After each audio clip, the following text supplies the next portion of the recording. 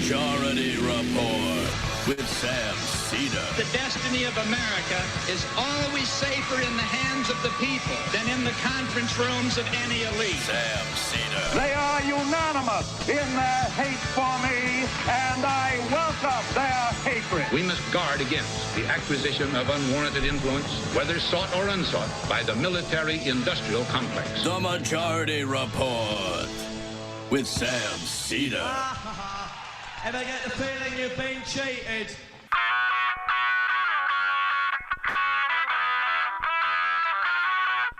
It is Monday, July 26, 2021. My name is Emma Vigeland, in for Sam Seder, and this is the 5-time award-winning Majority Report.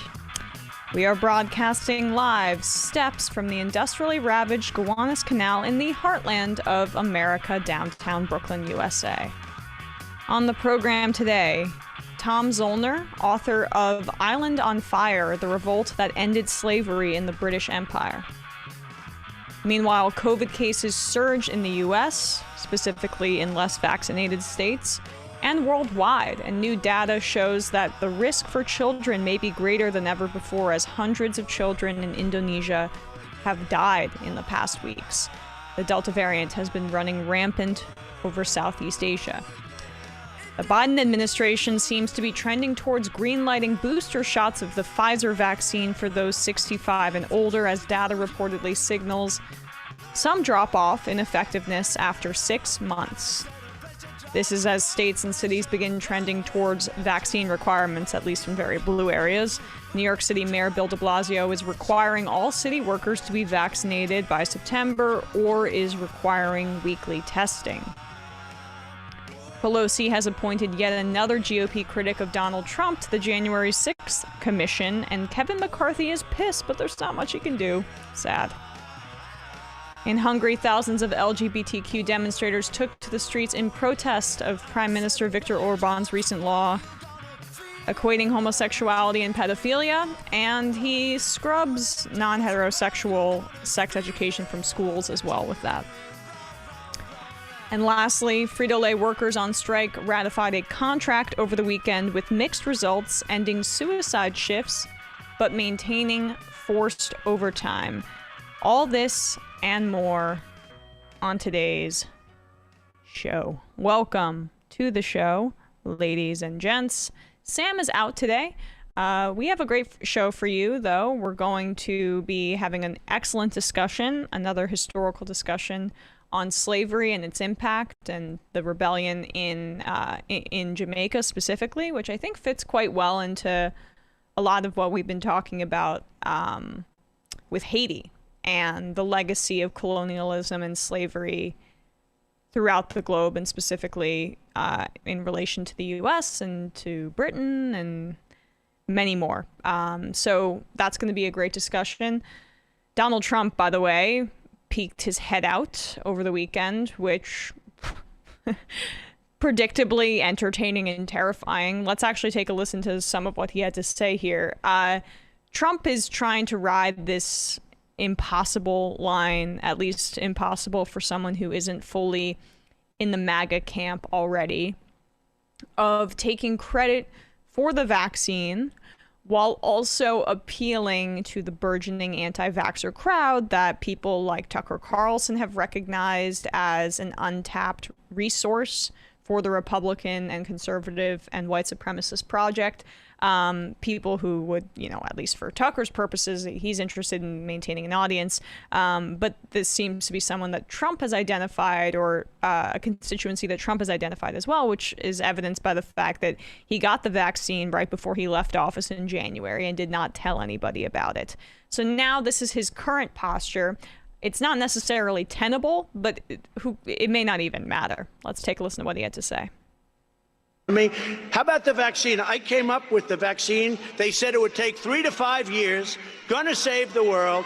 I recommend you take it, but I also believe in your freedoms 100%. But just so you understand, but it was a great achievement. It was a great achievement. Yeah, there's a cheer to that. He recommends you take it, but he also supports your freedoms 100%.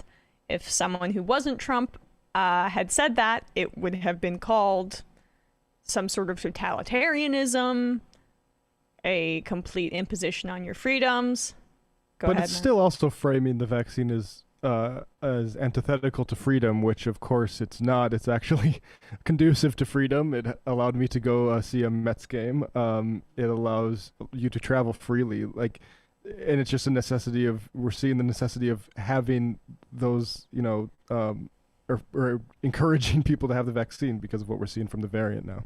Right, but framing it as antithetical to freedom or as a personal choice is paramount to the conservative project because it undermines public health as something that's a collective, right? Yeah, whereas the real message should be these sorts of things actually help freedom, help everybody live freer lives. Right, it should be, but that's not the message that they're going with. And Trump also is just very conscious of these constituencies, maybe not, fully in some scientific way, but we're seeing the evangelical base of the party is just completely rejecting vaccines. We're also seeing it in the reddest states in the country that this kind of rhetoric is having obvious effects. And I don't want to just make this a partisan issue because our public health system, or lack thereof, made this kind of pandemic and vaccine hesitancy very ripe for kind of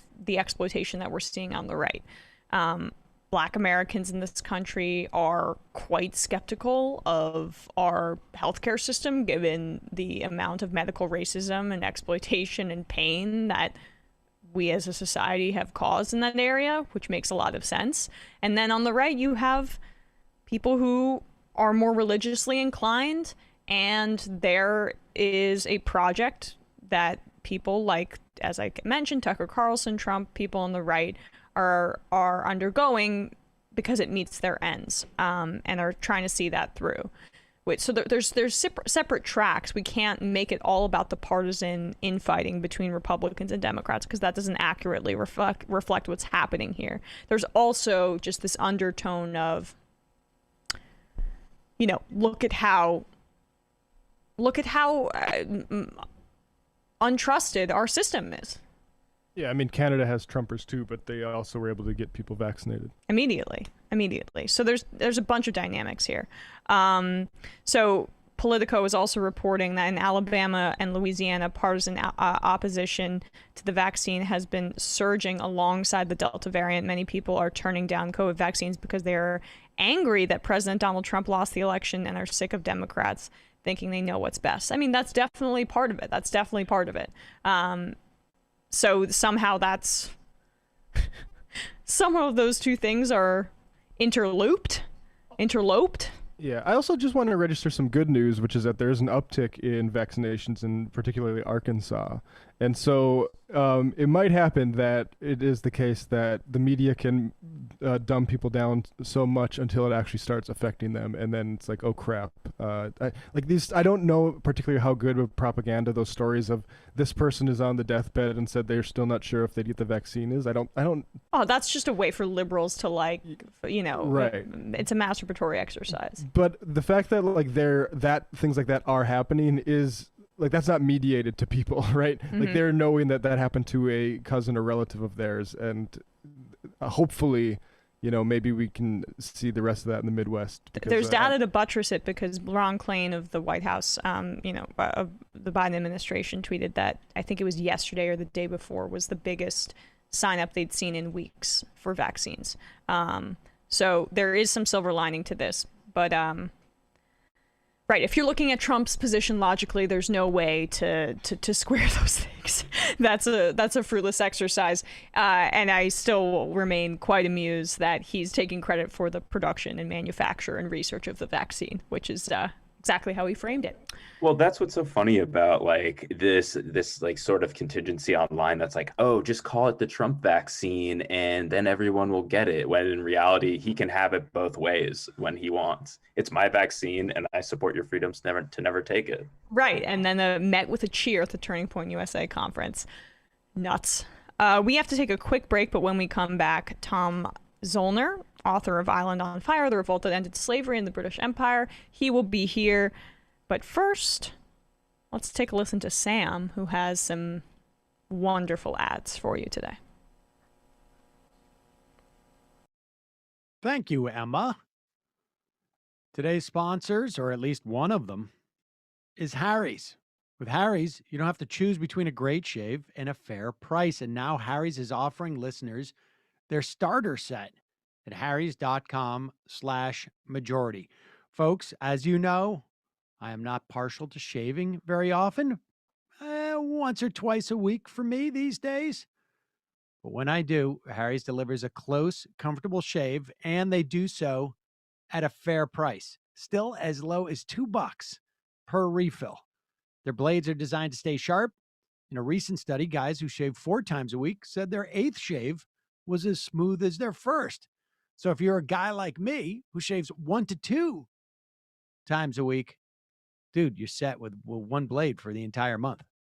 Harry's design team combined a weighted ergonomic handle with their signature blade cartridge. It's a smart, simple razor designed for delivering a close shave along all the contours of your face.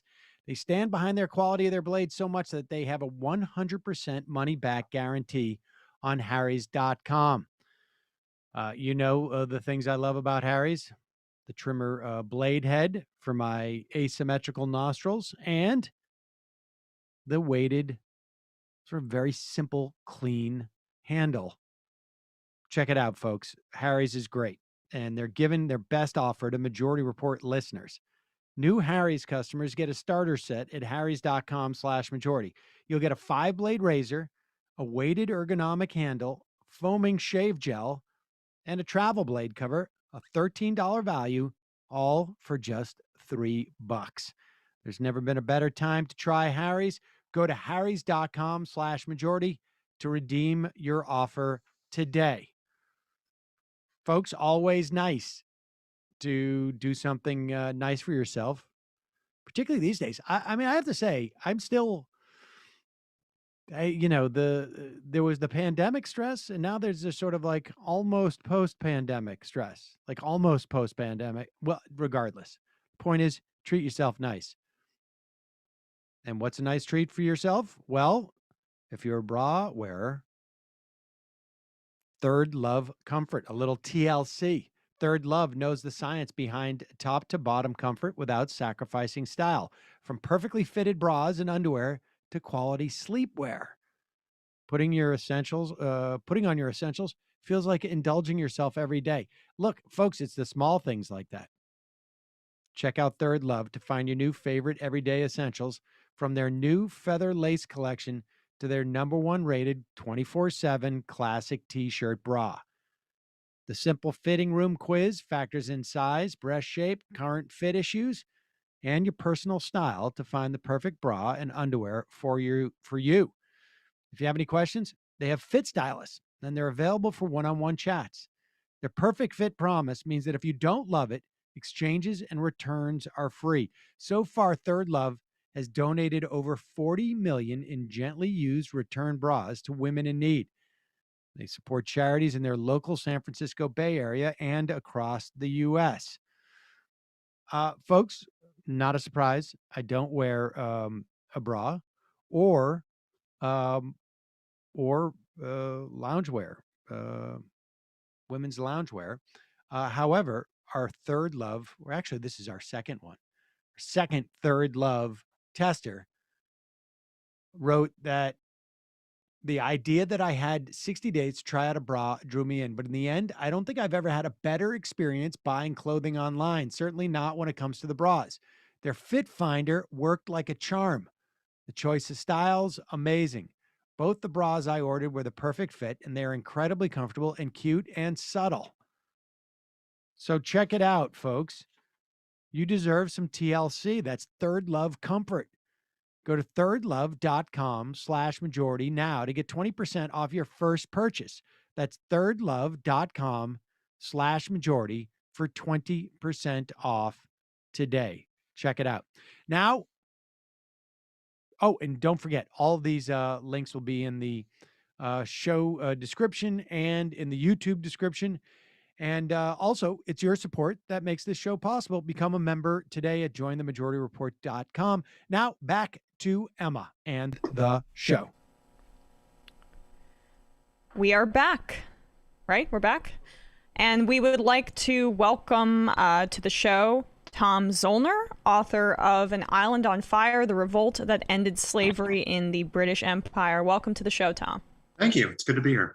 So I'm really looking forward to speaking about your book, because this takes place in the time between the Haitian Revolution and the Civil War. Haiti's been in the news recently, obviously, so I think this fits into a lot of what we've been talking about on this program relative to Haiti. So let's just talk about and set the stage for Jamaica's 1831 revolt against slavery. Place us in that time period, if you could, between the Haitian Revolution and the Civil War. How ubiquitous was slavery in Jamaica at the time? I mean, I think I read in your book 9 out of every 10 Jamaicans were enslaved. So that's an incredible figure. Just give us some broader context, and then we can begin to narrow things down. Sure. At that point, British slavery was in its 330th year.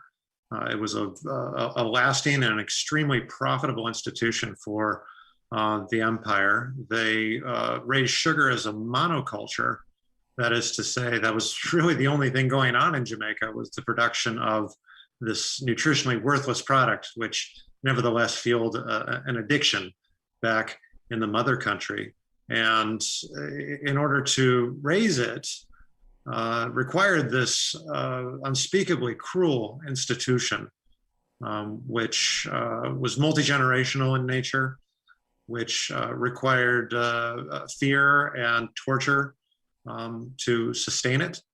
And what had happened was that missionaries, Christian missionaries from the mother country, Baptists and Methodists primarily, had finally gained entrance to what were called the Sugar Islands, and began to spread the dangerous message that people can be free. People can be free in a spiritual sense.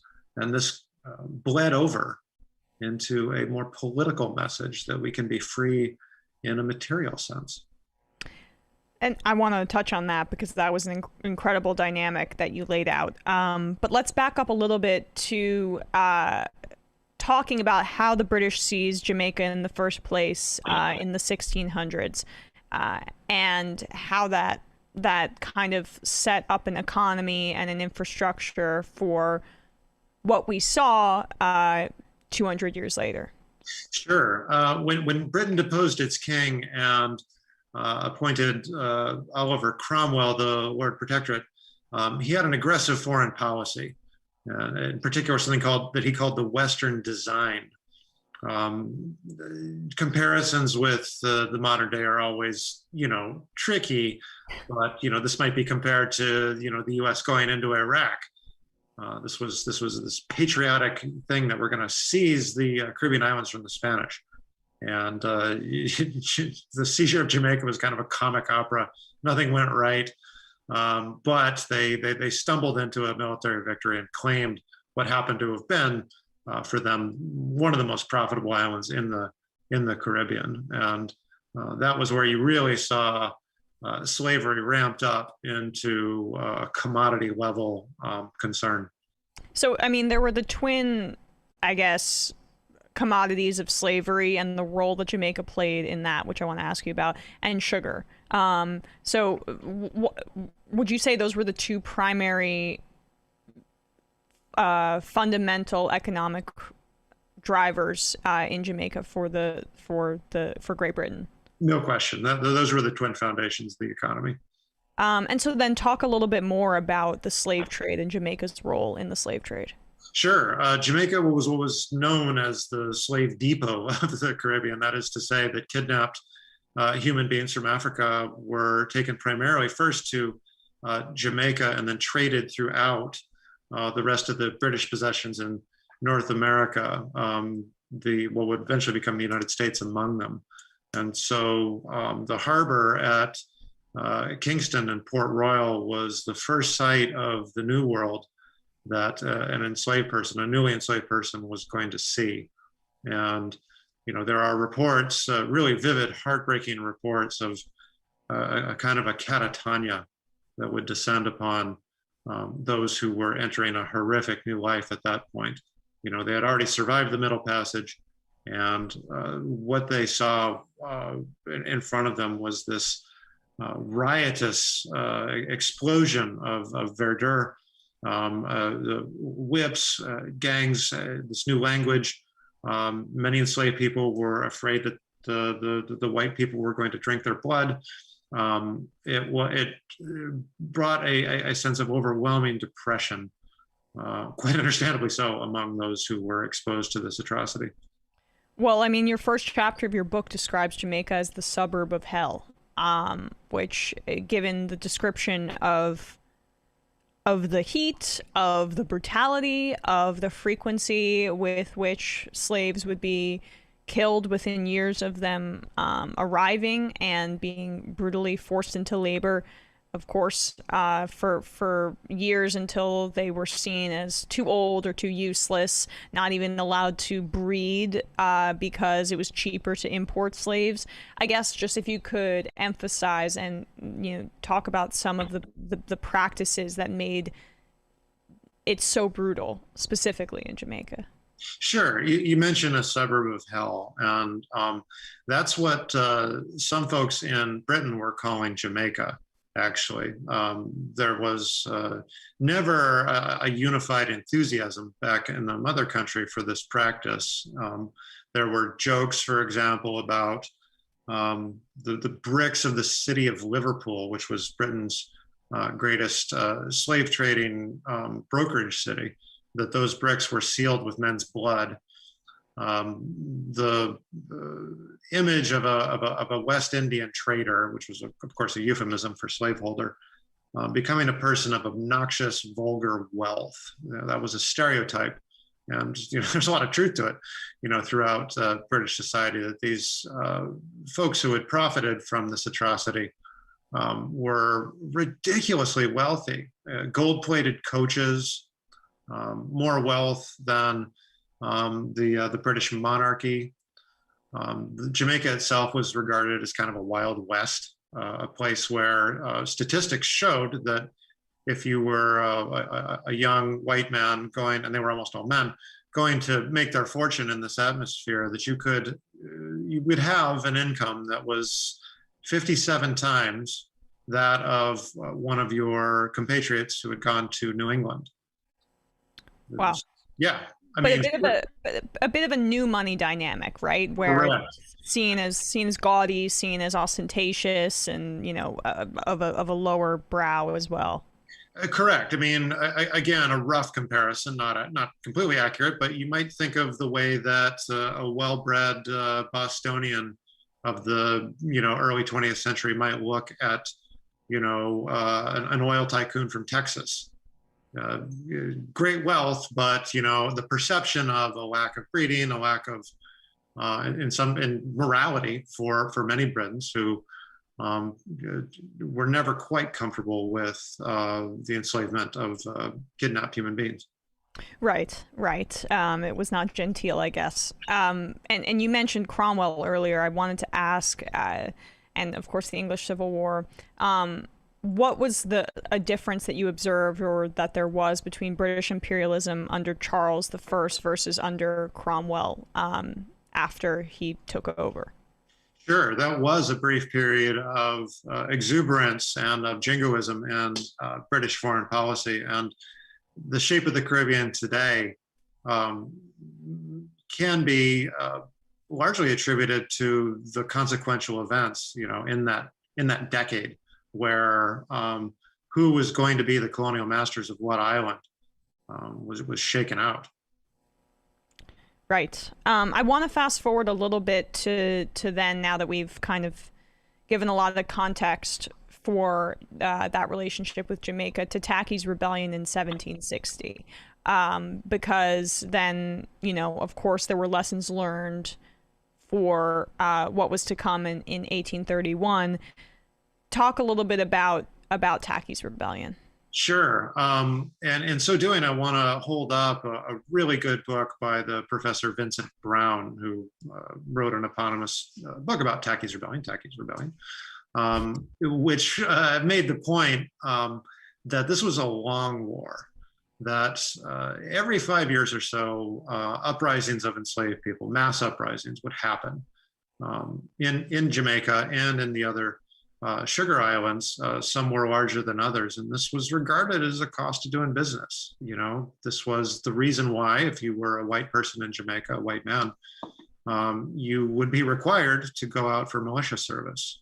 If you were between the ages of 16 and 60, that you were going to go out and cosplay soldier for a week out of every month, and in preparation for an anticipated uprising of enslaved people. And so Tackis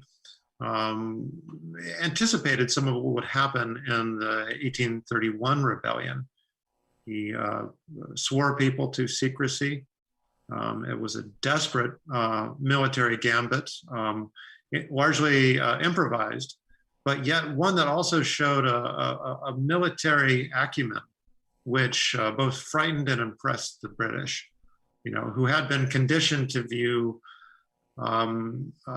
Afro-Caribbeans as sort of this inferior type of human being. But, you know, it was in these uprisings that many of them were humbled and saw that, you know, there was a worthy and powerful foe, and to be ever more on their guard. And so to be living in the Caribbean during that time was to be, in the words of a French person in Haiti, to be living on the edge of a volcano. And for our audience, what was the impact of Tackis Rebellion? What were the lessons gleaned from the enslaved population and from the British? You kind of touched on it there, but who were prepared for more tactical and organized rebellions going forward? Sure. I mean, part of the whole edifice of slavery represented on an assumption of racism, you know, that there's a Aristotelian chain of being, and that white people sit on top of it. And so, you know, these rebellions were really the only way to kind of grab their attention in that way. And there followed a ramped up sense of paranoia, and it reinforced for the enslaved people something that they already knew, which was that, you know, should they find a sense of solidarity in military ways, in other ways, that they could rise up and seize better conditions, better pathways to freedom. Which takes us very well to the influx of Baptist missionaries and Christian missionaries in the 1800s, which, of course, I mean, you talked about a little bit at the outset, set the stage for the rebellion that we saw. So is that one of the many differences in the 1831 rebellion, was that there was kind of an ideological undercurrent of freedom and emancipation that was brought about by Christian missionaries, and that kind of percolated for a while?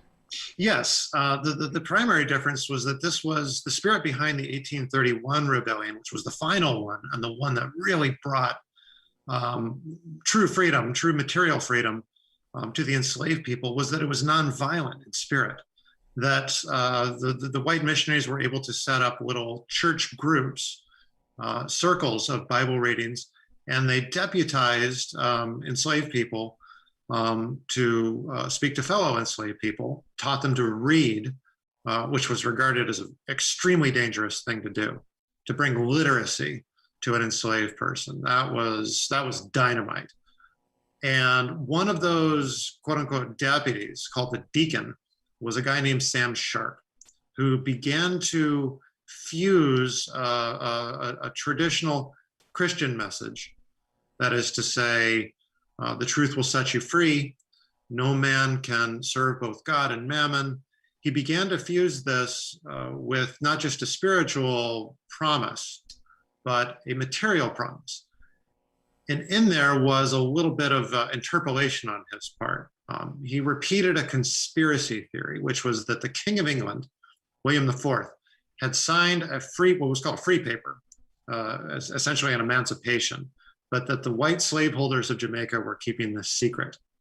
And all that it would take to create freedom would be for the enslaved people on a given signal. And he set a date, December 27th, that after the Christmas holiday, they were going to all sit down, just sit down and refuse to work. It was a method of nonviolent resistance that anticipated later work by Gandhi and Martin Luther King. It was a way of saying, if you want us to comply with these repressive dictates, you are going to have to work extraordinarily hard for us to go along anymore. No mas. Well, then let's talk about Sam Sharpe and his significance, given that his lessons were gleaned, as you say, by Gandhi and Martin Luther King. So who was he? Where did he kind of? I mean, from reading your book, it seems like a lot of the power he held was the fact that he was literate and he was kind of treated as a favorite of his master, which allowed him to learn how to read. But, who was he? How was he able to galvanize all of these enslaved people to this uprising? And what was his significance? Yes, as you pointed out, he was in a position of relative comfort for an enslaved person. He was not made to work in the fields. While he was on trial, he pulled up his shirt and showed his back to prove that he had never been whipped. He was, by all measures, an extraordinary person, one of great command of oratorical powers. There are stories about people listening to him who emerge trembling at the strength of his oratory, at the levels to which he was could inspire loyalty, and this life-risking step of refusing to work. That was almost unheard of, especially when it came to mass gatherings. I mean, this was really inviting torture and death. So he was able to cultivate little cells, small groups that spread this message, this nonviolent message, and this, what amounted to a conspiracy across 70 miles of Northwest Jamaica. And by the time the final plans were laid, almost 60,000 people had heard of it, which, first of all, that's an extraordinary reach, far beyond what Tackis was able to achieve in terms of laying the groundwork and in terms of getting people on board. And especially in a repressive society, word of this could not help but leak out before the time of the appointed sit down. Right. Well, I guess, I could ask you to take us through the rebellion now, but I think maybe we could set the stage a little even better just to circle back to baptism and to the religious fertile ground that made it, I guess, fertile ground for this slave rebellion. William Knibb, some of the other people that you focus on in your book, if you could just talk about them a bit. Sure. These are the white Baptist and Methodist missionaries that were reluctantly allowed into Jamaica, which was not a religious place. The slave owners were nominal members of the Church of England, which did very little to improve conditions. Certainly, they were not voices for emancipation. The message, the more urgent message of the Baptists and the Methodists was that you can have new life. You can renew yourself through belief in Jesus Christ. And this came along, especially with the Baptists, with the ceremony in which you were dunked in water, you were dressed in white. There was a dignity of the individual in these rituals and in this theology, which was alien to the enslaved experience in Jamaica. And because the Protestant road to salvation runs through the Bible and runs through understanding of the scriptures, this came along with necessary lessons in literacy. And there are really extraordinary accounts of what would happen to an enslaved person when they were taught to read. There was an awakening, a sense of awareness of their condition in a way that hadn't been present before. This isn't to say that they weren't aware of exactly what was going on, but there was a new level of understanding that it didn't need to be this way, and of a political reality, particularly of what was happening back in England, that there actually was an abolitionist movement, that there were white people across the ocean that wished them well and that were on their side. Samuel Sharpe, who was able to get a hold of the newspapers that were thrown off the ships at the dock at Montego Bay, let them know that there are white people who are our friends here, and that we're going to join hands with them. And, you know, Sharpe was one of the deacons of I think the Baptist congregations there. Correct. So talk about the role of deacons in some of this organizing effort. Sure. The white missionaries perceived that the message was going to be a lot more effective if it happened on a small group level. You know, there was effectively two types of preaching that was going on: the mass lecturing that we might associate with a collegiate lecture hall. You know, that's the white missionary standing up in front of a large congregation. Those of us who attend religious services will be very familiar with this. And then there's the more intimate sort of kind of small group, where it's more of a loose, almost Q&A kind of a format, almost like a Bible study. And the deacons in those cases were almost always either enslaved people or what were called free people of color.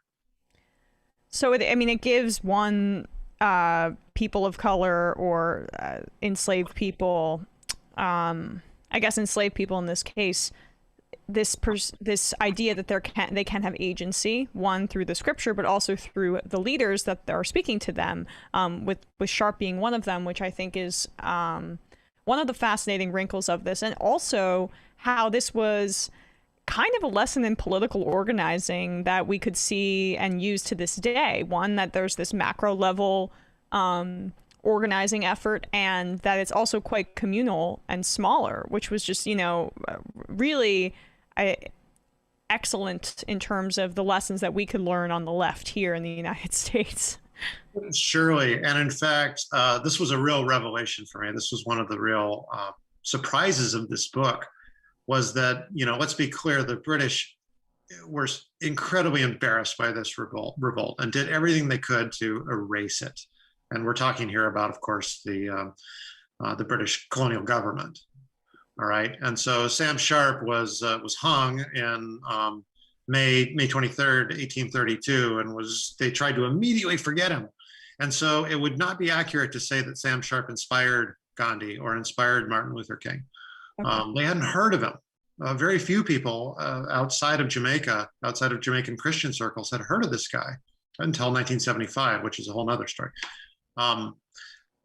But what I concluded after looking at Sam Sharpe's methods and seeing how closely they had been used, emulated, that's even the wrong word because they weren't aware of it, how they've been duplicated, let's put it that way, by groups as disparate as the French resistance against the Nazis, the Irish Republican Army, the civil rights movement in the US. This convinced me, and this goes a little bit beyond the scope of the book, that these methods of resistance, which involve a specific way about going about things, are almost latent in nature. The same way that genetics are latent within flesh. The same way that subatomic structure is there within elements. It just is there for those who want to discover it.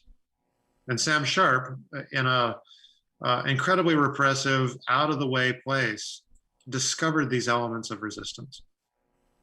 It's incredible in the ways that it has been duplicated. And I guess this is a good opportunity to take us through the rebellion in and of itself, and what went down. If you could just do that for us. Certainly. So I've mentioned December 27th as the agreed upon start date. And when the sun went down, the people sat down. And then the plantations went up. That is to say, burning commenced in a specific location on a chain of plantations. It was called the trash house.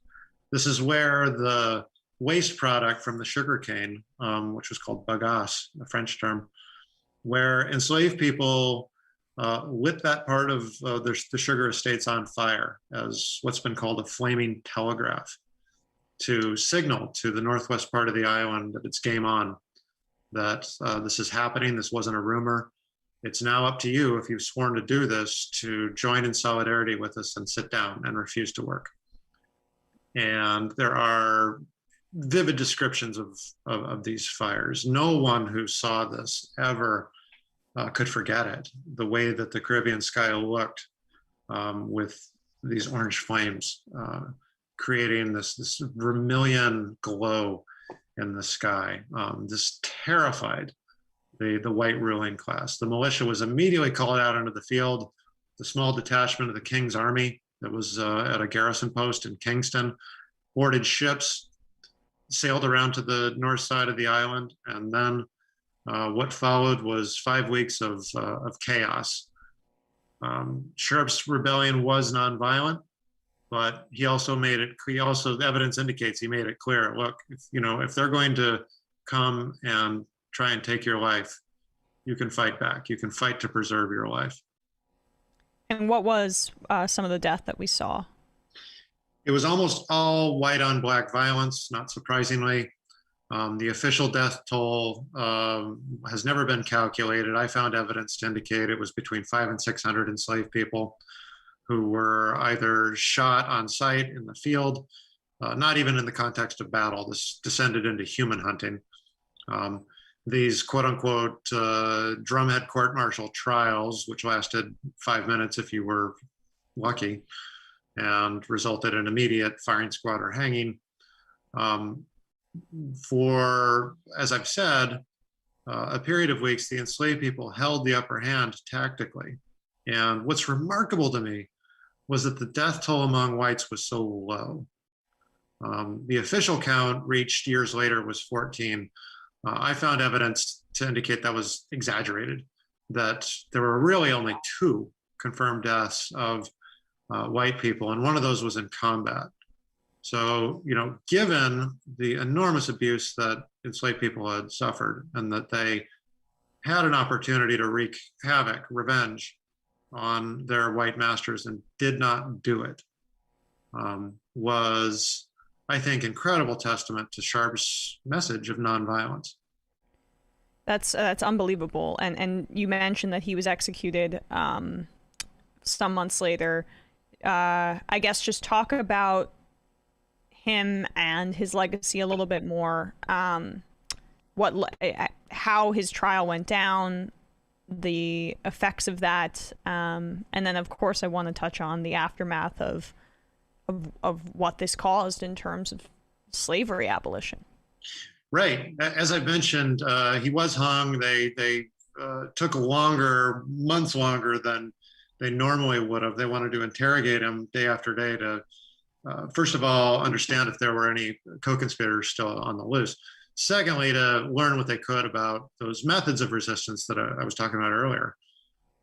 Dividing into cells, a decentralized structure.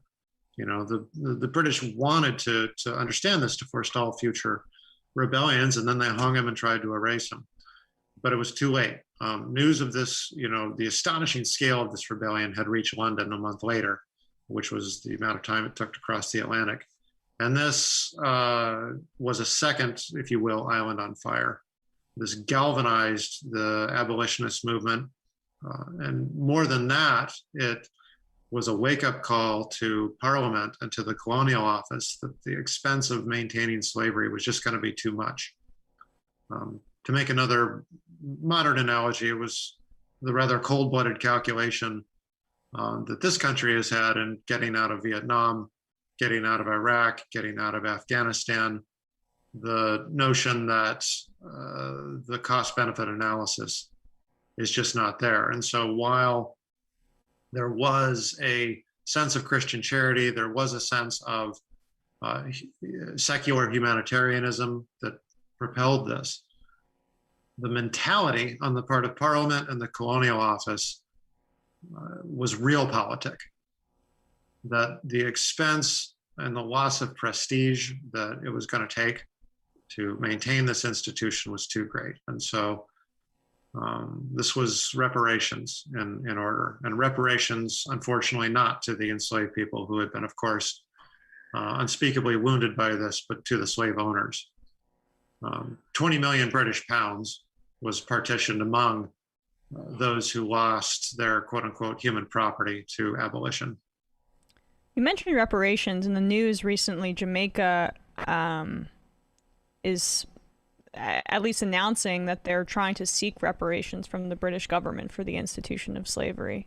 I guess in our broader conversation about the aftermath of this rebellion, talk about the necessity of that. Yeah, this is a long conversation, and there is absolutely no question that this is, I don't want to say a forever wound, but this just doesn't magically go away. The Caribbean was horribly hobbled, not just by the unspeakable pain behind this institution, but the debt and the way that these independent nations were starting far, far, far beyond the starting line. Haiti was famously crippled by reparations owed to the French. Jamaica became fully independent in 1962, but I don't think anyone's going to argue that it really has a fair shake on the global stage. So this is a long conversation and a complicated one. Britain, by the way, just paid off only a few years ago the debt it took to pay off the slave owners. One more point I'd like to make about this deal. It didn't make anybody happy in 1834 when it was, 1833 when it was being hashed out. First of all, abolitionists quite rightly said, why are we paying off these guys? You know, they don't deserve this money. Right. You know, these are criminals. Why are we paying these slave owners? Slave owners, of course, hated it because it was going to be a severe disruption of their way of life. And, you know, maybe in the old saying, you know, that's how you know a deal is okay because no one's quite happy with it. You know, this was like this really boring bargain that was cut. And it was a lesson that the United States failed to heed. That, you know, I think an argument could be made that our extremely destructive Civil War might have been headed off without that, you know, high cost in blood, had we looked to the British to see a way that this ghastly institution might have been ended in a political fashion instead of a military fashion. So yeah, I mean, they essentially bought out these slave owners, right? Which is just, it's fascinating to me. And the French did the same in Haiti, which it's similar to some of the outrage that we see now about buying out criminals in, say, the big banks, people who've wreaked untold havoc on our society, as opposed to reparations for the harmed. Now, as you say, drawing parallels to today's society can be crude, but helpful, at least in this instance. Yeah, it helps us understand a little bit of the mentality of a different time. And, you know, it's worth saying again that this deal was not loved. And, you know, it for example, created 5 more years of effective slavery. You know, every enslaved person in the Caribbean, the British Caribbean, knew that they weren't truly free. And even then, you know, life wasn't puppies and roses through the rest of the 19th and early 20th century. This was hard agricultural labor, the, you know, debt peonage. It was terribly unromantic. But most history is terribly unromantic. And we reach these goals in a stumble-bum sort of way. Right. And I mean, you mentioned the United States briefly. How did the passage of the Slavery Abolition Act in Great Britain impact at least the conversation surrounding abolition in the United States? And of course, we could have avoided much of the bloodshed that you talk about, but in terms of what it spurred, what it created, and, you know, what lessons were taken. Yeah, it was an enormous galvanization for the abolitionist movement in the United States, for sure. Here was a great world power that had done away with this institution, found a way to do it in a way that, again, was completely flawed, but nevertheless, in Samuel Sharpe's brilliant vision, largely nonviolent. You know, that isn't to take away the sacrifice of the more than 500 people who died in the course of this rebellion, which was, in this crowning irony, it was a military failure, but it was an overwhelming political success. And people like William Lloyd Garrison, the famous abolitionist publisher in Massachusetts, took this as a sign that abolition in the US is inevitable. And he was right. The official day of British emancipation, August 1st, became a holiday in the United States. August 1st day, this was Juneteenth, before there was Juneteenth. This was a time for Black and white people to come together and to have not a commemoration of a historic event so much, which it was a commemoration of British abolition, but it was a forward-looking holiday. It was a time looking forward to the day which was going to arrive without fail, that the US would emancipate its enslaved people. And they were right. It took 30 years. But the forces that had gathered in the British Caribbean landed eventually in the United States. And lastly, I mean, all these nations that engaged in slavery, there's still not sufficient reparations or structures that adequately deal with what slavery has done. I mean, I guess compare, contrast, or reckon with what we're still dealing with in the wake of this institution. Oh, the scars are centuries long in terms of undiversified economies. There are Jamaicans who will call tourism the new sugar. You know, you go to these all-inclusive resorts, particularly ironically, and the clustered in the same places where the 1831 rebellion broke out. In Montego Bay, right? Yeah, right? Yeah. The tourist center of Jamaica also happens to have been the center of the consequential rebellion that would transform the island. Unfortunately, very few North American or European tourists really learn about that. So I could go off on all-inclusive resorts, but that's probably another subject. Yes. The food also is quite poor at those all-inclusive resorts, but less important, obviously, than the history that we discussed today. Tom Zoellner, author of Island on Fire, The Revolt That Ended Slavery in the British Empire. Thank you so much, Tom, for your time today. It's been a pleasure, Emma. Thank you. All right, guys, we're going to take a quick break, and when we come back, we will be discussing climate change a little bit.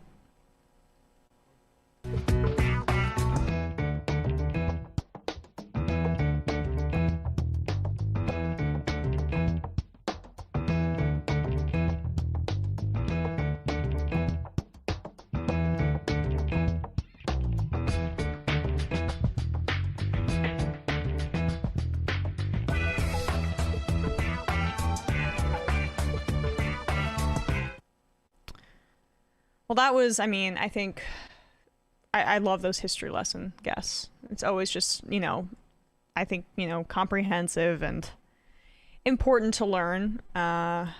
Especially, you know, we had that on last Thursday. We had a guest on to talk about how progress is so nonlinear, and that's just some of the context with that we learn in interviews like this. Yeah, Matt. Yeah, these are projects right. And it's interesting, like Cromwell, right? Like before Cromwell and the Puritans cut off Charles I's head, obviously there was colonies in America, but it really accelerated expansion, just as the American Revolution accelerated expansion.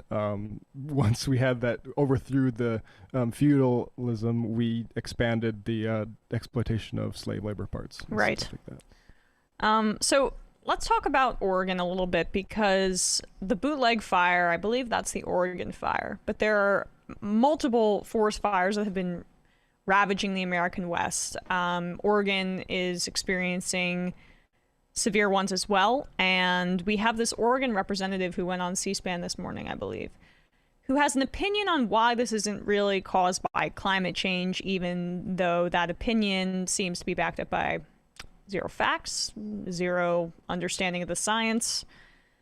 Let's take a listen to what he had to say. People tend to blame climate change. And there is no doubt that the climate is changing. There's none. It's changing. It's getting hotter. The summers are getting longer. Things are getting drier. But the true cause of the cataclysmic nature of these fires is the huge buildup of fuel, the unbelievable amount of wood that is stacked up and continues to expand every year, kind of a compound interest sort of an approach on these trees. People. So, okay, there's a lot to unpack here. The huge buildup of wood in the forest. That's kind of the whole situation.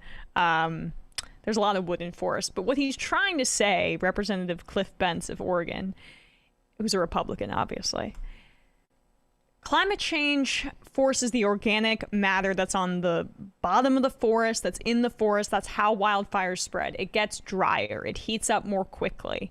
And that is why we've seen the amount of wildfires in the American West, I think more than double since the 80s, is what some of what I've been reading. They've increased exponentially at the very least. And it's because of that organic matter drying up and more easily being kindling. What he's trying to say, though, is that it's just because there's an excess of that organic matter, or he said wood, which is hilarious, that's the cause for it. Well, this goes back to indigenous stewardship of the land, is that Native Americans would do controlled burnings and stuff very regularly. Right. And we don't do that anymore because we basically, if this can be exploited for profit, then we'll attend to it. If this land can't be, then we'll let it, completely just lay fallow and build up these sorts of hazards. I mean, it absolutely, people should look into indigenous stewardship of the land when it comes to forest fires particularly.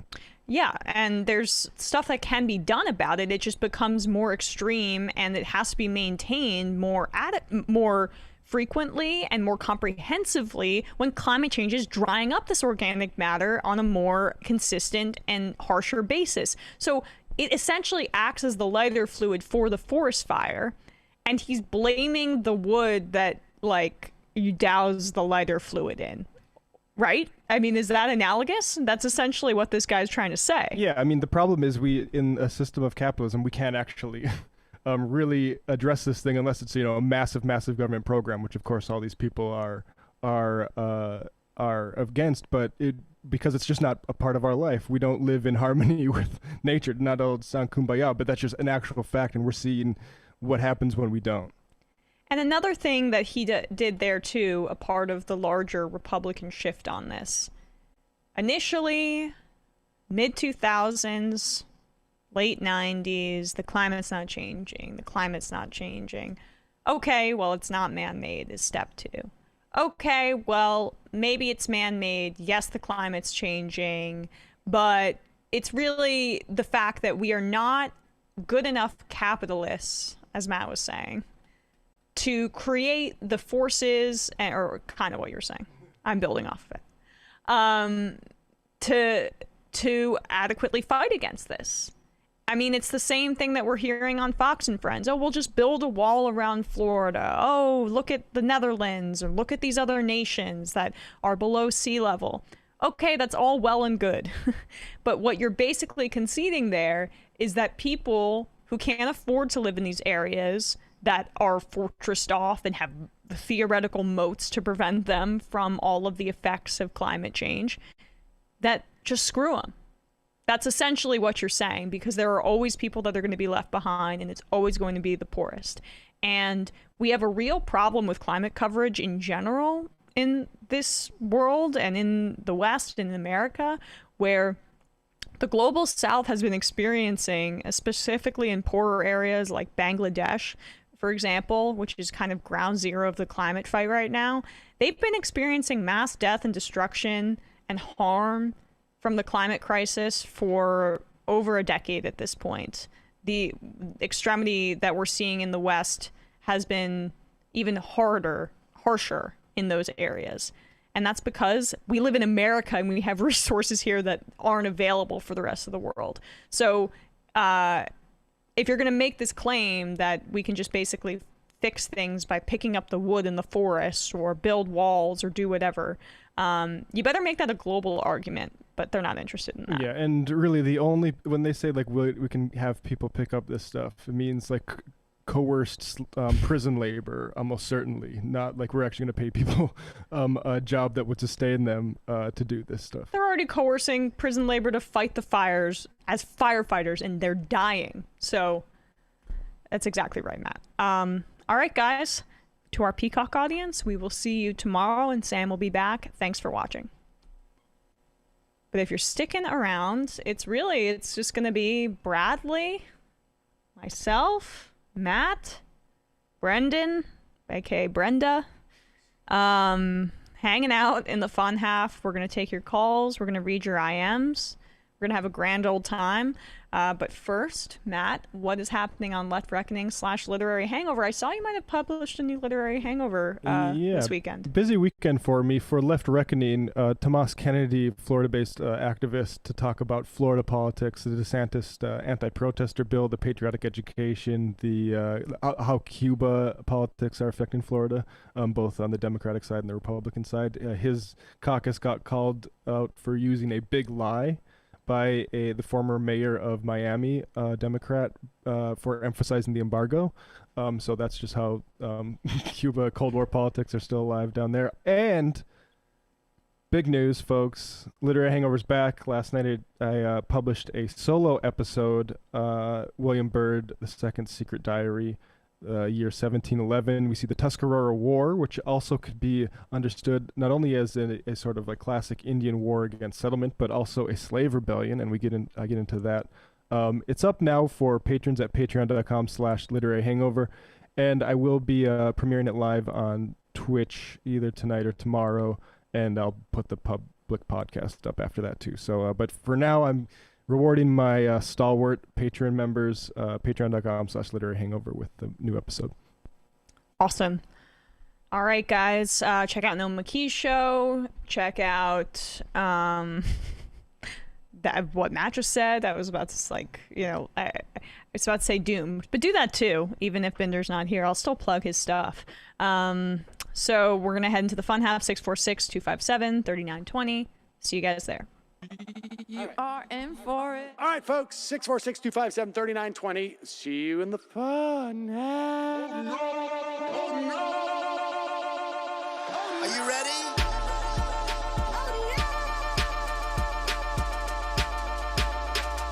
Who sent us this? Alpha males are back. Boy is back. And the alpha males are back. Just as delicious as you could imagine. The alpha males are back. Boy is back. And the alpha males are back. Just wanna degrade the white man. Alpha males are back. I take all of it in my throat. Alpha males are back. Snowflake says what? The alpha males are back. You are a madman. And the alpha males are back. Oh no, Sam Seder! What a fucking nightmare! Bring back the Deacons. Yeah, or a couple of them, just put them in rotation. DJ Denner. Well, the problem with those is they're like 45 seconds long, so I don't know if they're enough of a break. That's fucking nonsense. See white people doing drugs, they look worse than normal white people, and all white people look disgusting. And the alpha males... Psych. Fuck them. Oh. Snowflake says what?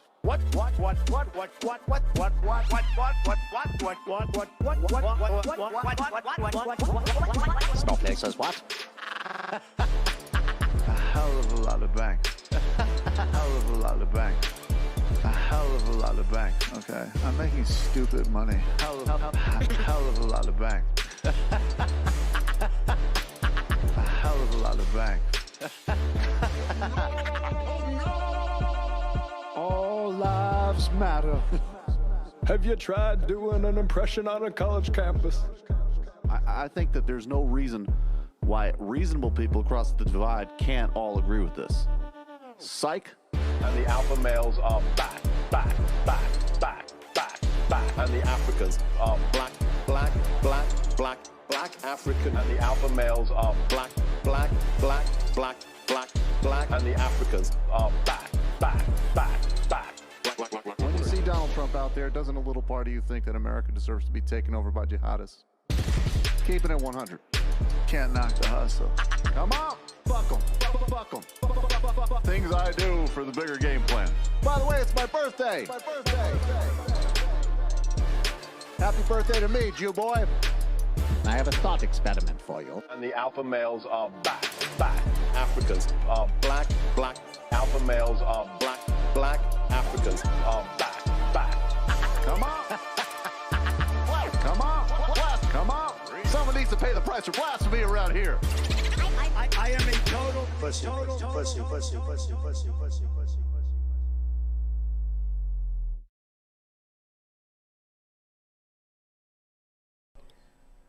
We are back. We are back. All right, let's take some calls. And I'm not seeing any IMs yet, but actually, yep, not yet. Let's take some calls. Calling from an 818 number. Who's this? Where are you calling from?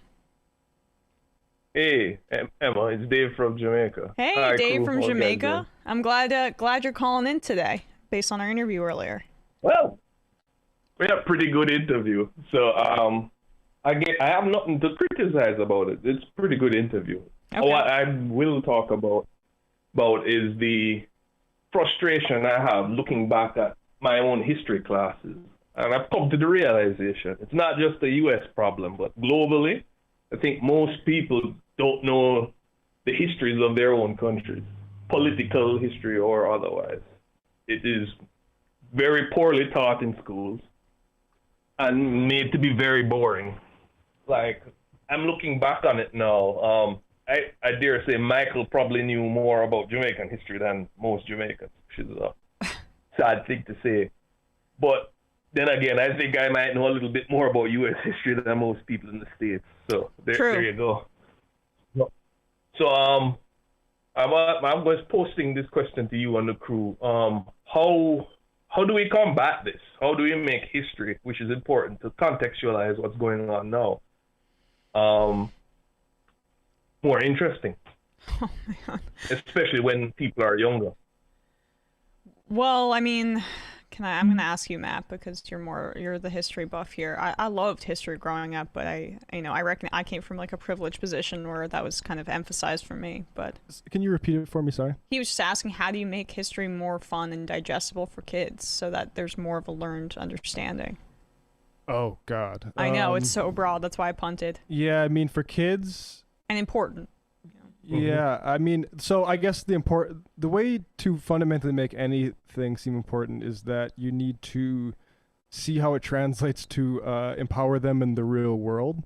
So I think actually when the types hit sort of Marxist history or history of exploitation along different sorts of identity lines, like I think those are important for people to have awareness to, because it allows you to like understand your place in the world and why you've been sort of placed into historical circumstances and fight it. But I mean, these are heady things for a kid, and so I don't know. That's I gotta say I'm more focused on the college age kids. But go on.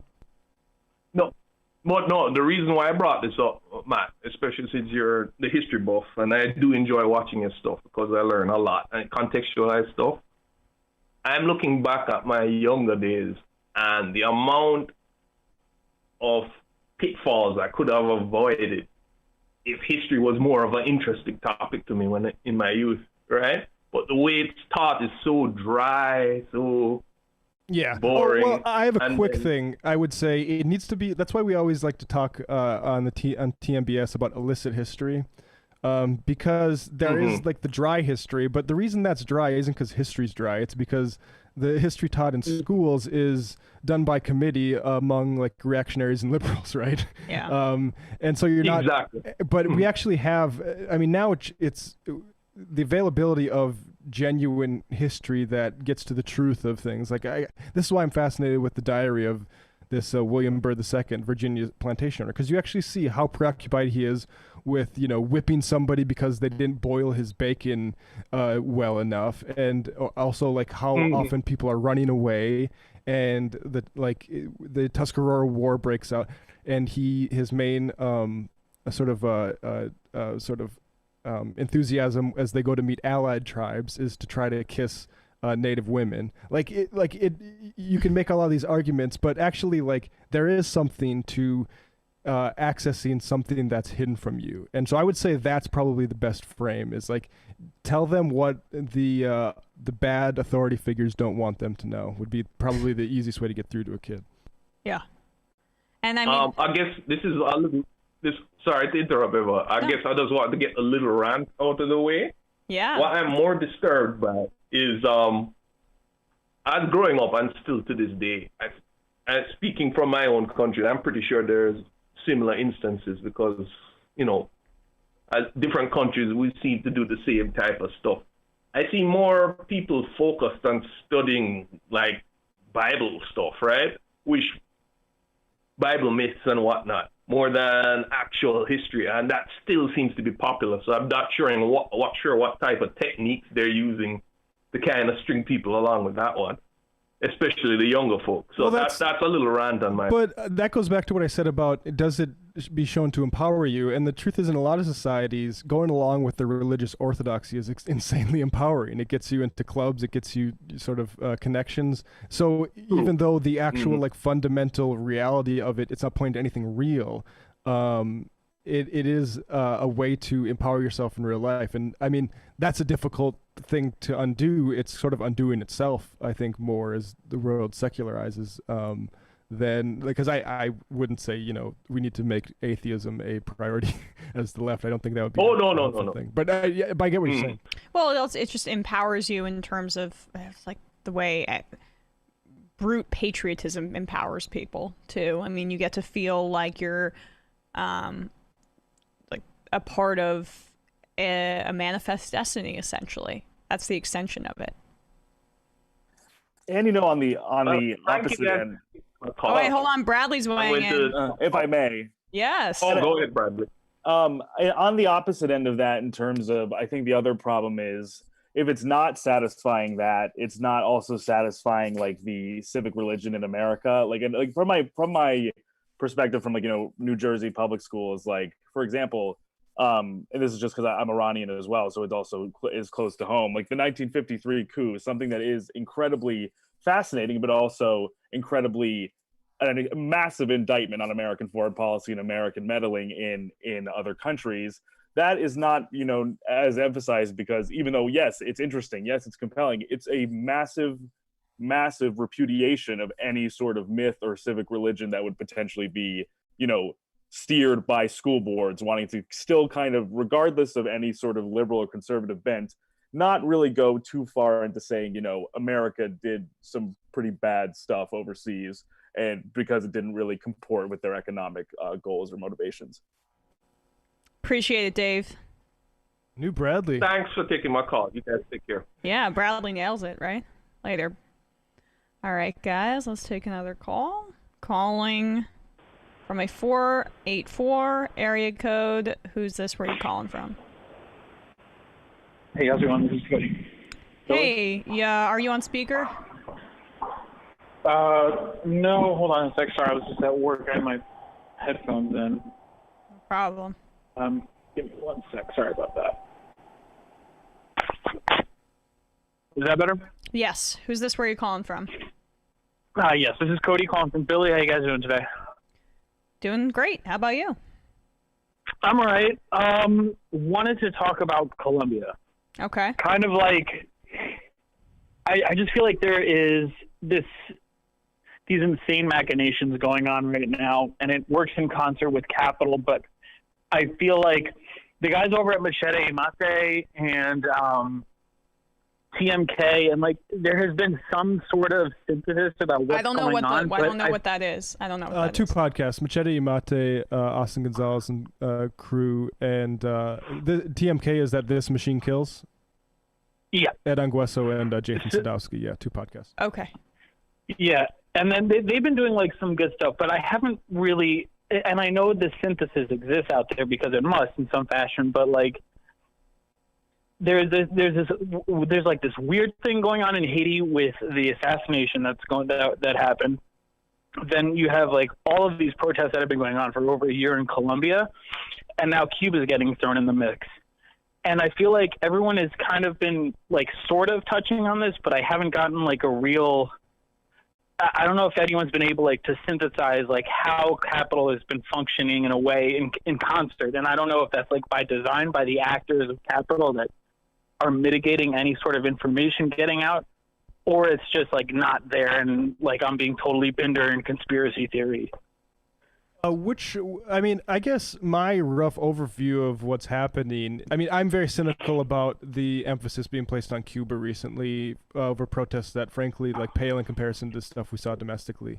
I think that is being boosted by figures on the right and I guess we'll call it Imperial Center to distract from what's going on in other countries, right? Like the Haiti stuff, Colombia, but also you have in Peru, like in Chile, you have a lot of like basically the return of the pink tide if it ever left.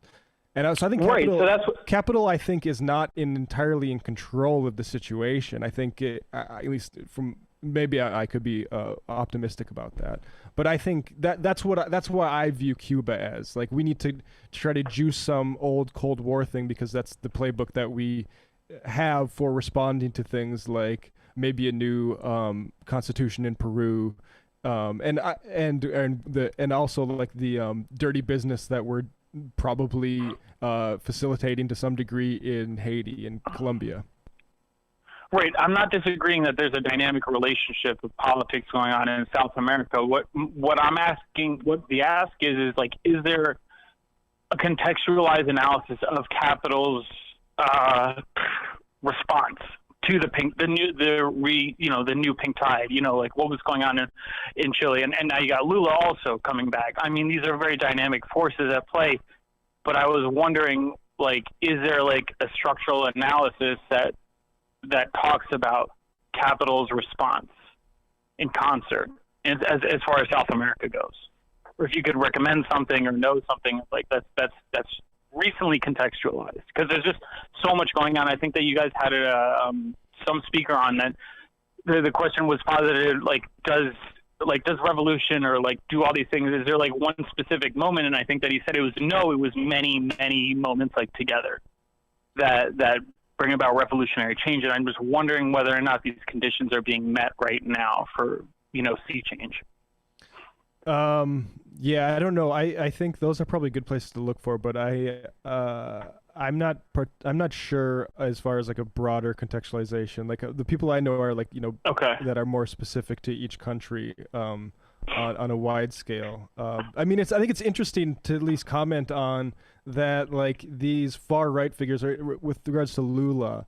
Lula's the Workers' Party is boosting his security because they're afraid that Bolsonaro and the military are going to try to kill him, frankly, because that's the only way that he's not going to win the election. And we also had in Peru the defeat of Fujimori. Like these far right figures aren't getting it done. So I think that, like, at least from my perspective, I'm curious as you are, like, what the next step is, because I think, like, I hope Lula isn't assassinated. I hope he becomes president. If he does that, then capital needs to do something else. And I guess, yeah, your guess is as good as mine as to what that will be. Appreciate the call, Cody. Cool. Thank you. All right, take care. Take care. Bye. I mean, the thing is, like, this world was formed by violence, covert and otherwise, and the idea that it will be able to be maintained by the constitutions forced by like Pinochet, or that sort of legalism, it of course won't be, because people resisted in the first place and they're learning to resist it again. Right. Yeah, I would say to the listener, or the caller rather, I don't know anything about contextualizing these pink tide governments in the face of like capital now, but I know Greg Grandin's Empire's Workshop is like a seminal piece on, how we have meddled and, by extension, capital in forming these governments that led to the pink tide. Before this, Matt was in that context, I guess. Matt was talking about Cuba. The amount to which and the degree to which our institutions, not just our government, which obviously the Biden administration seized on this, but our media, to the exclusion of what's happening in Haiti, for example, has focused on these Cuban protests, which are quite small compared to what we're seeing in protests to right-wing governments internationally. And a lot of this is, it seems a bit coordinated. I'll just say that. And there was no real coverage of the counter-protests in Cuba either. That's not to say that the response by the Cuban government has been good. And that's, I think an important qualifier. But with all that said, that's a big lead up to this hilarious clip of Rick Scott, who is a part of the institutions that are trying to capitalize on these Cuban protests for their own projects. Here he is showing off his Spanish-speaking skills. Al pueblo de Cuba no están solos. Nosotros estamos con ustedes en esta lucha. Los Estados Unidos están con ustedes en esta lucha. So I don't speak Spanish. I also don't pretend to. I don't think he does either.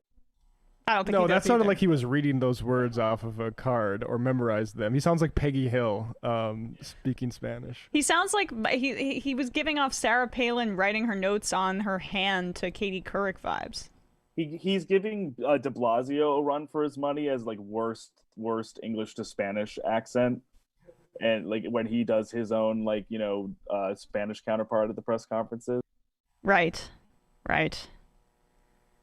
So that's really all the. I mean, imagining I can't get over the fact that we have these movies like the Body Snatchers or whatever. Yeah. And I just look at Rick Scott, and also you think of the total amount of damage that guy's done to just a human life and just brutality as far as coercing people to work and stuff like that. Right. Biggest Medicare defrauder in the state's history. Yeah, what's that guy? That is just the movie version of Body Snatchers. Just that's a hollow representation compared to what a real body snatcher looks like. And I don't know how to say body snatcher in Espanol. Well, I mean, I guess if we're going to keep doing movie references, Bradley, can you pull up an image of the guy from Poltergeist 2? This is going to be expert producing that I'm asking of you. Maybe I can send one here. In the meantime, I'm going to hit people with some Peggy Hill Spanish just so that we can contextualize Matt's joke. Yeah. It's always a good time for Peggy Hill Spanish. Little Lupe. Su Pudenor. Yo poder ver que usted ser caballo razonable. Yo estoy muy embarazada por lo que pasa por Lupe. Yeah. And then imagine that coming out of this face. Damn, I'm sorry for not preparing you for this. Yep. There we go. Yeah, that's Uncle Scott. That gave me nightmares, that guy as a kid. Anyway, let's talk a little bit about these vaccination requirements here in New York City, because I think it's an interesting conversation. Here's Bill de Blasio announcing how in New York City, citywide employees, there are over 300,000 of them. Vaccinations are either going to be required by September, or there's going to be weekly testing, which not that big of a burden. That's not the NFL where there's more profit on the line. But the NFL, they're requiring daily testing for unvaccinated players and once every 14 days if you are vaccinated, which is interesting. But one's more important in terms of public service. It's just, I think, interesting how this is trending, because this could be the next step. We're seeing in France, there was a new requirement that you have to be vaccinated to go to some indoor venues. And Germany's considering some similar provisions. In the United States, it's a lot more dicey for a variety of reasons. Here's what de Blasio had to say in his announcement today, though. On September 13th, which is the first full day of school, every single city employee will be expected to be either vaccinated or be tested weekly. This means everybody. This means obviously everyone who works in our schools, our educators and staff. It means the NYPD, the FDNY. It means all city agencies. It means people who work in offices and people who work on the front line. Everyone. Because September is when the rubber hits the road, and this is when we have to make the difference, and so this mandate will be in place. I don't really know why it's September's when the rubber hits the road, but I'd imagine it seems a little arbitrary. But I think that he's trying to get it to line up with when kids are going back in school in person, which they've done polling, and a lot of that is, more driven by upper to upper middle class parents who are more concerned about that, by the way, who are driving that conversation. But it is obviously, I think, a good goal to set. And I just wonder how many cities are going to follow suit after de Blasio kind of threw down the gauntlet here. Well, I think some, but not a whole lot. I think until this actually starts putting people's kids in hospitals this fall, we're not going to see a serious national response to this. I'm afraid. And it will. I mentioned this at the top of the show. The Delta variant. There's just, again, this is incredibly preliminary, and we don't know exactly what's happening. But hundreds of children in Indonesia, where the Delta variant's running rampant, have died. Kids are going to start dying as this virus finds new ways to kill people and metastasizes and becomes something new so it can infect people more easily. This is just the reality of the situation. And the right wing that screams save the children, they are not so interested in saving the children from a virus changing so much so that it hurts kids in ways that we were told it was never going to.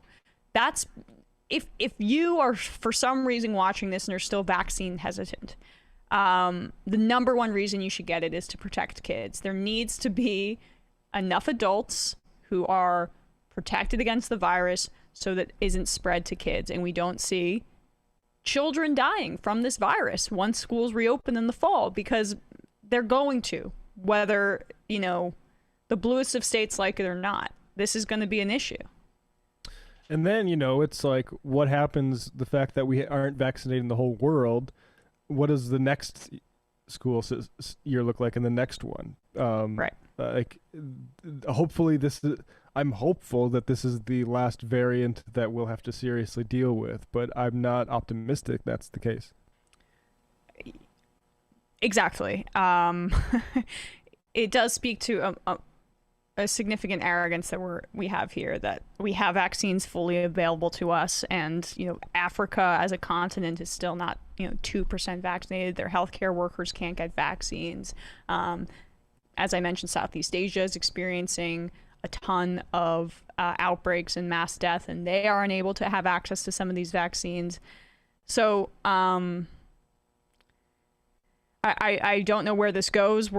I write down the cases on this little notepad every single morning, and 170% increase in cases in the last 14 days. 170%. I didn't think we'd see back over 50,000 cases averaging a day. I didn't think we'd see that. It's unfortunate because, I remember, there was talk of how the COVID scolds, what are they going to do when COVID's gone? And the unfortunate reality is that they've been proven right at every turn. Being overcautious about this thing is the right play. We're seeing spikes again. Right. In slightly positive news, it looks like the cases in India and the UK are falling slightly. So that's at least from the New York Times COVID tracking data over there. So hopefully, maybe, listen, we hope there might be, some way forward out of this, hopefully for us, but, it has been a long road. So, and this is only just happening anyway. So India's already been devastated to begin with. They're also just, the data that's coming out of India is some of the more unreliable data in the world. There was reports that said that it seems like Modi's government is downplaying at least 90% of cases, or kind of pulling a Donald Trump situation where under prioritizing testing for PR purposes, it doesn't get more cruel than that, but it makes sense for Narendra Modi. Let's take another call. Calling from a 215 number. Who's this? Where are you calling from? Hey guys, it's Matthew of Philadelphia. Matthew from Philadelphia. How are you? Of Philadelphia, Emma. Good. How are you doing? Of Philadelphia. Gotcha. Oh yeah. Thank you. Meaning you live there now. That's right. Okay. This is like how I'm known. I'm of like mayor of Easttown. Yeah. Gotcha. Right. All right. It's Monday. I wanted to call and tell you guys about the L Amazon took last week, which probably only employment lawyers like me probably most to know about. But, nice. Tell us all about that L. Yeah. So, you know how companies treat their employees like families, as Amazon especially? Yeah. Hashtag Amazon is family, right? Right. And so you know how like after like a holiday dinner before your family leaves, you make them line up and you check their belongings to see if they stole anything from you? Uh-huh. Yeah, so Amazon does that to its employees. They go through these what's called security screenings where they get in like airport-esque TSA lines where they got to go through metal detectors, empty bags. And that is, of course, after they clock out. And so they're not paid at all for this time, even though, they're not on their own time. There's been some cases that have been litigated or have been being litigated like since 2013, and they're brought under federal law, the Fair Labor Standards Act, but also under analogous state laws. And the federal law case went up to the Supreme Court, and a unanimous decision said that the FLSA, Fair Labor Standards Act, does not cover such time because it has nothing to do with your principal activity. So they're warehouse workers picking orders, moving things, getting checked to see if you stole anything has nothing to do with that. And so it's not compensable as overtime or minimum. It doesn't count towards minimum wage or overtime obligations. Unanimous decision. So the case went back, and then from that point, these cases went through all the state law components. And last week, and I'd like to think that the Pennsylvania Supreme Court did this purposely during Bezos's Space Week. They handed down a decision saying that while the FLSA federal law does not cover it, under Pennsylvania law, you have to be paid for all the time that you're required to be on an employer's premises. So that would include time that you have to spend before you can leave, getting checked for theft. And so there's going to be a lot of people that are owed a lot of money. Well, not, in the aggregate, there's a lot of people are owed a lot of money overall. And I don't know how they're going to handle it. I mean, it's pretty complicated. I guess they're going to have to find some way to move the time clocks to the other side of the screening, and that's a big ask. But I wanted to call in and say that. I mean, it goes for all Pennsylvania employees. So a lot of companies do this. FedEx does this, and a lot of retail shops. So this is essentially to say, hey, if you're in Pennsylvania and you're not getting paid for your cavity search, and that's supposed to come out of your time when you clock out, that's illegal, and you have rights. Yeah, basically. It goes towards overtime, and a lot of retail companies do this. They do what's called bag checks. So after you clock out, they check your bags before you can leave. And so same idea. Yeah. So it's nice to see Amazon take one on the chin every once in a while. Any sense they try to appeal this? Well, it's an issue of Pennsylvania law, and so Pennsylvania Supreme Court has the final say on it. Oh, nice. So that's it for Pennsylvania. This also is the case in California, Nevada, New Jersey has a similar dynamic. All different state laws, but all have been interpreted by the respective courts or other courts interpreting that law, says that they diverge from the federal law and provide more protection, because the federal law is supposed to provide a floor protection, and states can pass laws that provide additional protection in addition to it. So there's that. All right. Well, appreciate the call, Matthew Lord of Philadelphia. Thanks so much, man. Oh, I never said that, but thank you. Yeah, well, I've given it to you. See ya. See ya. Bye. Right, thank you. Bye-bye. I thought you were saying his name was Matthew Lord. And I'm like, we don't need to identify I him. doxed him. Well, you just need to look up the Lord of Philadelphia and quick Google search. You'll find Matthew. All right, let's take another call. Calling from a 910 number. Who's this? Where are you calling from? This is Brandon from Wisconsin. I just want to tell you guys I love you, but you guys just caught me while I'm in the middle of changing one of my days back. Just love you. Can you speak a little bit into the receiver He a little said bit? you just said that you love us and you want to hang up? Yeah, love you guys. Oh, all right, love you too. Love you so much. I'm not seeing any IMs. Don't know why that is. I don't know why that is. All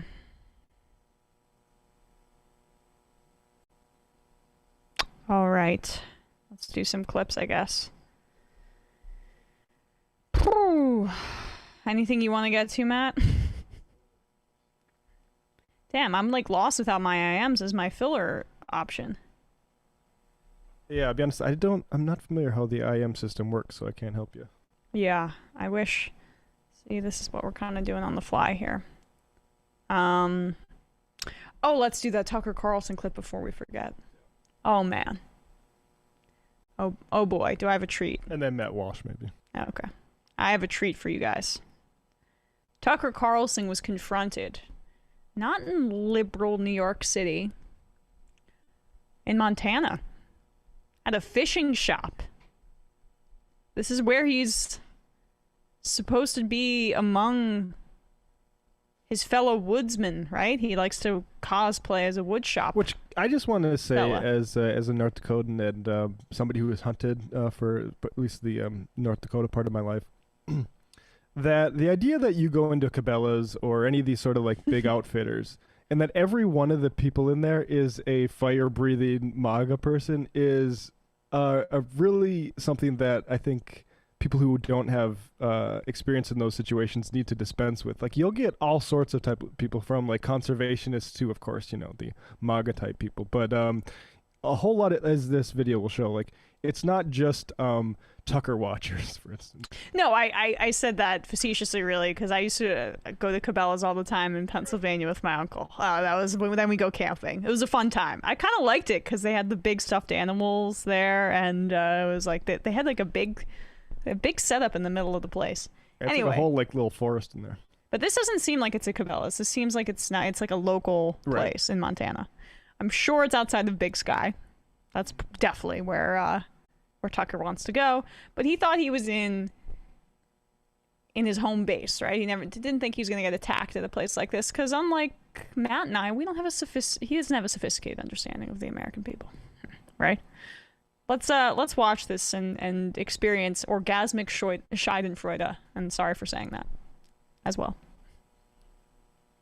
Don't even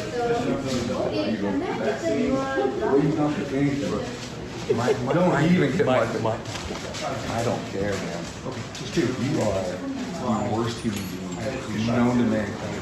I want you to know what you have done to this state, to the United States, to everything else in this world. I don't care that your daughter's here. What you've done to people's families, what you have done to everybody else in this society. Son, don't call me son. One. So he essentially did his little look at the camera and tried to laugh out of that uncomfortable situation, get himself out of it. But man, he looked pissed. Yeah, I am of two minds about this. I absolutely think Tucker deserves to be confronted in public about I think, blood on his hands over the COVID misinformation that he's peddling, or it's disinformation if it's conscious, right? I think Tucker's consciously basically fudging facts to present a narrative. I also know people who are like local news reporters who I've seen a lot of worrying interaction with public people, seeing them sort of trying to just do their jobs out. I mean, Emma, you know this too, right? So I hate to side with, I think it was Enrique Acevedo of one of the major networks who said, like, I don't know if journalists, we should be encouraging this. I personally think that people should be probably doing it more towards elected representatives. But absolutely, like, it is enjoyable to see Tucker Carlson notice that he's being berated on camera by exactly the sort of person that his new rebrand post fetishizes. Post bow tie is trying to fetishize. Well, and I mean, I'm with you for the most part, Matt, and like it's probably the right take. But Tucker is such a unbelievably public and famous person. As I always say, he is the top-rated cable show in the country, and he's unabashedly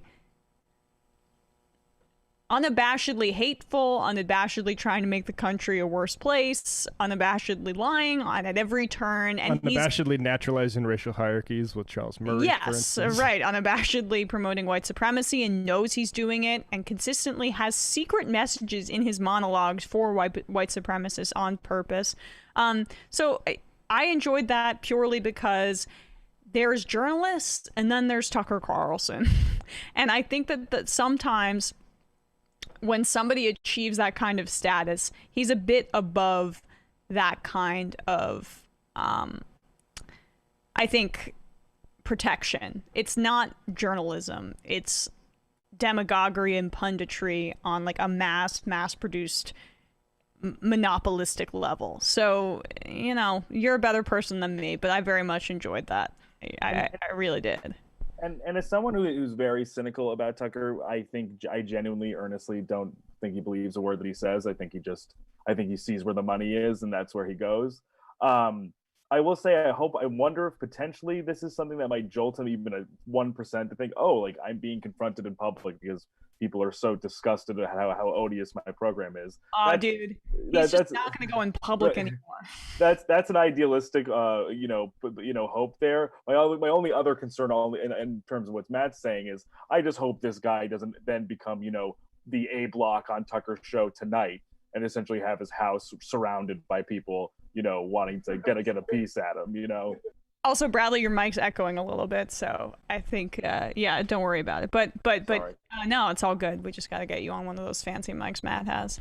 But yeah, so I agree. For the most part, I don't love the public confrontations. I never really liked it. What was it? Sarah Huckabee Sanders when she was eating at a restaurant. It's just like, all right. Look, I mean, that one, that one. He just smiled in his face. He said, "You're the worst human being I've ever met or seen in my life." Yeah. Kind of okay. I want to give, I gave one side of the argument. I'm with the same brain going to give this same side, which is that I like that. I do think like it's good to get into your representative's face. I was on a plane once back to North Dakota that both Heidi Heitkamp and John Hoeven were on. And this was before Trump had taken office, but after he won.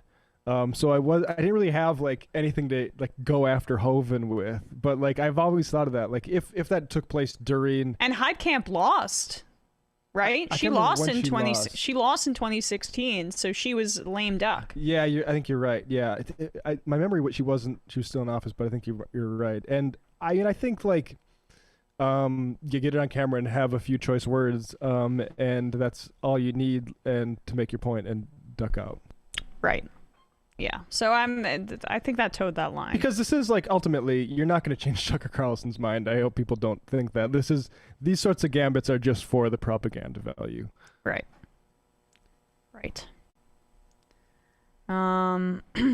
Which, I mean, again, for the propaganda value, that's kind of... Well, that's why we're playing it. Right. Play the... Right. We're saying it. We're saying it at least. Damn, I'm like bummed that I'm not seeing any of these IMs. All right, I'll take another call. I'll probably end a little early today, guys. It's just, you know, pretty casual Monday. Calling from a 647 number. Who's this? Where are you calling from? Hi, this is Warren from Toronto. Warren from Toronto. How you doing? I'm doing good. Yeah, so I just wanted to call about sports, but intersected with politics. Okay. I thought your Speak for Your, what's the name of that show? About the Emmanuel Outro guy with Giannis, the Speak for Yourself, for that TV show. His name is, I don't know what show it was on, but his name is Emmanuel Acho. Yeah, Emmanuel Acho. So for that segment, I really enjoyed that. And it's funny, I wanted to call in a bit about not necessarily that show, but what I've seen a lot of right-wing media really try to pursue when it comes to sports. Someone brought up the point, you know, that like there's always kind of been that tie. Rush Limbaugh was a sportscaster, Reagan.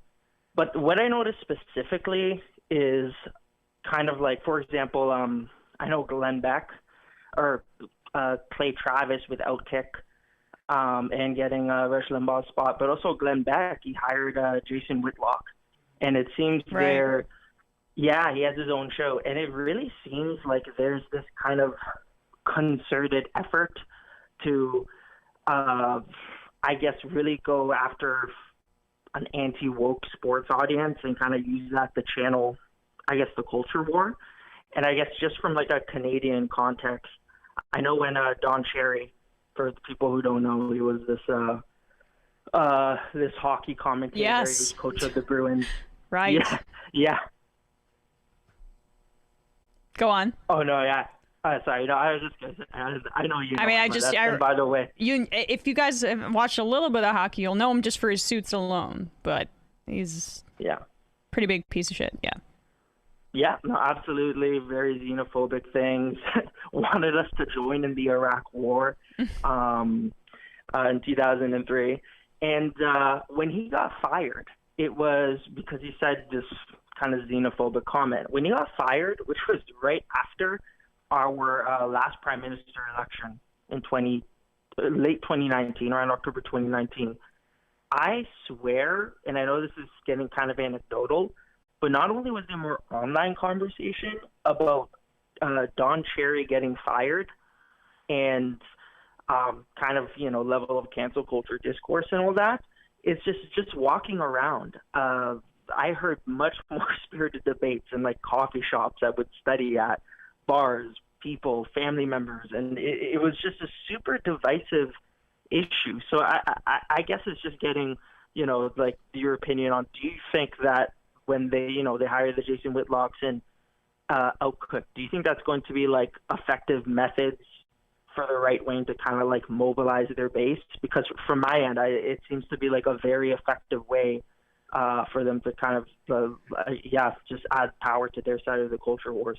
Well, it fits incredibly well into a culture war framework, right? I mean, it allows for a mobilizing of probably mostly men who watch, who are emotionally attached to this sport or these kinds of commentators, this framework for which they consume media that involves passion and nationalism and local pride. So all of those things are mixed into it.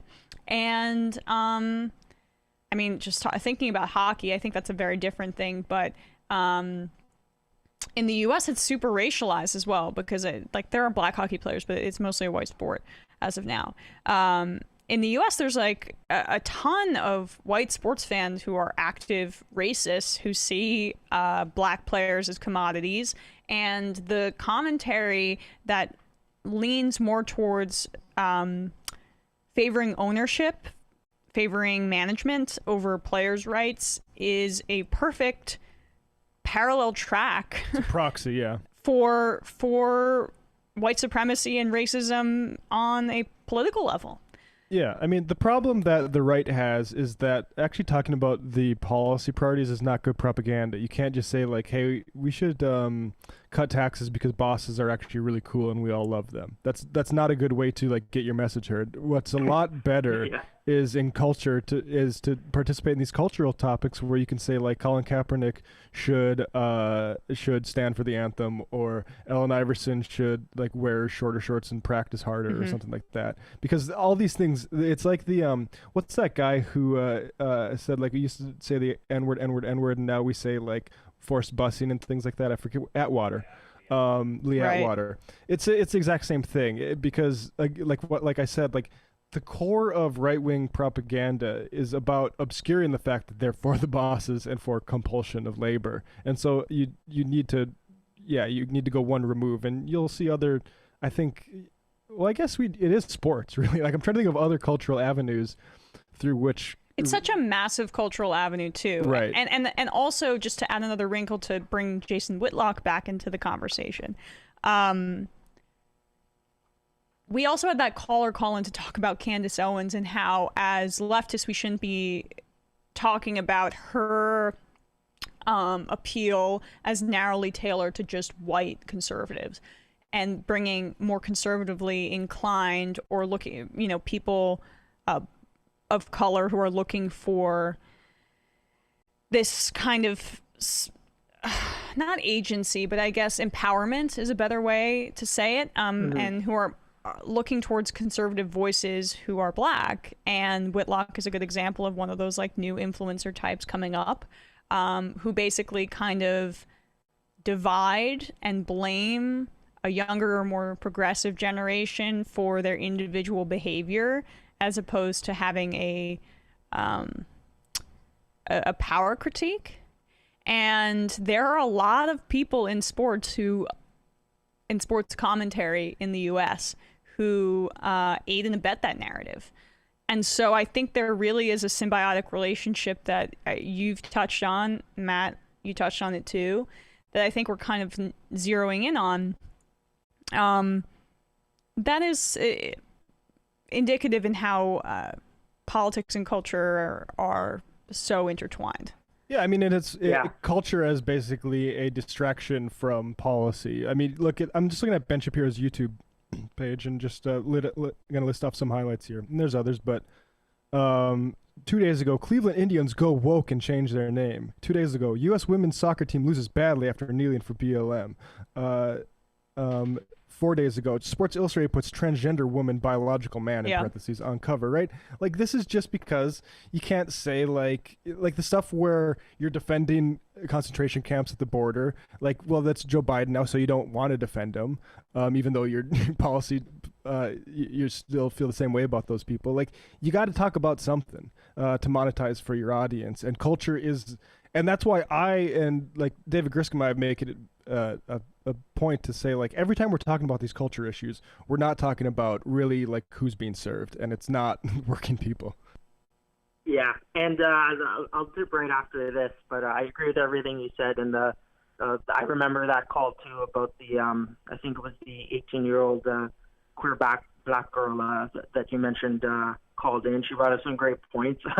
Perhaps I'll call in another time, because as an Asian dude, as a half, like, Filipino guy, there's I definitely know what she's talking about. But just so I don't take up any more of your time, I do want to say, on the flip end, I actually, maybe in the minority in the majority report audience here, I love it when you, Emma and Matt, talk about sports, especially how you're able to intersect it, like how when you tie to issues like race and the NCAA to broader left issues. I think that when leftists engage in those type of things, it really helps build that broad appeal. I see that as someone who's been in hockey my entire life. And, and I think that's really, really effective. I love it when you guys talk about that. I find it really interesting. Wazin Lombre is another guy who's really good at that intersection. And I just wanted to give you both of you props for that. I think your purely sports analysis is good too, except for maybe some of your takes on Carey Price. I'm a Montreal Canadiens fan. I just had to say that. But Warren, I like you so much. I don't want to take my Carey Price takes back, unfortunately, but I overrated. That's another debate. See, this is the culture war, guys. We got to stay away from the culture war. We get distracted. You know what the Carey Price war is, though? It's like American hockey fans versus like I just don't appreciate how Canadian media is all on his jock. That's all I want to say about it. That's really it. Okay. That's what it is. I did write a very recently for a sports publication. I wrote a very pro Carey Price piece. So you're talking to the Carey Price fan over there. Oh no, Warren. All right, man. Yeah, well, thank you so much for calling in, and I think it's a good way to get into some of those cultural spaces where leftists are excluded. Well, it's why it's important. I mean, we look at Sam always tells the story of Matt Binder and Gamergate, right? And it's the exact same reason. It's because these are propaganda channels. And that's what the left needs to think a lot about that, actually. And that's why I think Woz is so great, because the guy that calls himself a commie and he's on The Ringer now with Bill Simmons. So it's absolutely great. Right. Yeah. All right, Warren. Thanks so much. Thanks a lot, guys. See ya. Yeah, have a great one. Bye. You too. Bye. All right. I'm so envious of Woz. What a great gig. He was doing I tuned into a little of his Game 6 analysis. It was really good. All right, you guys want to talk about this Daily Wire clip? Yeah, let's play Matt Walsh. Matt Walsh has a take on sexism. Here we go.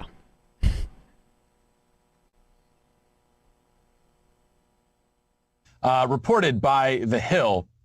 It says the Senate Armed Services Committee has approved language in its annual defense policy bill that would require women to register for the draft. The National Defense Authorization Act, approved by the committee behind closed doors on Wednesday, amends the Military Service Act to require registration of women for selective service, according to a summary released on Thursday.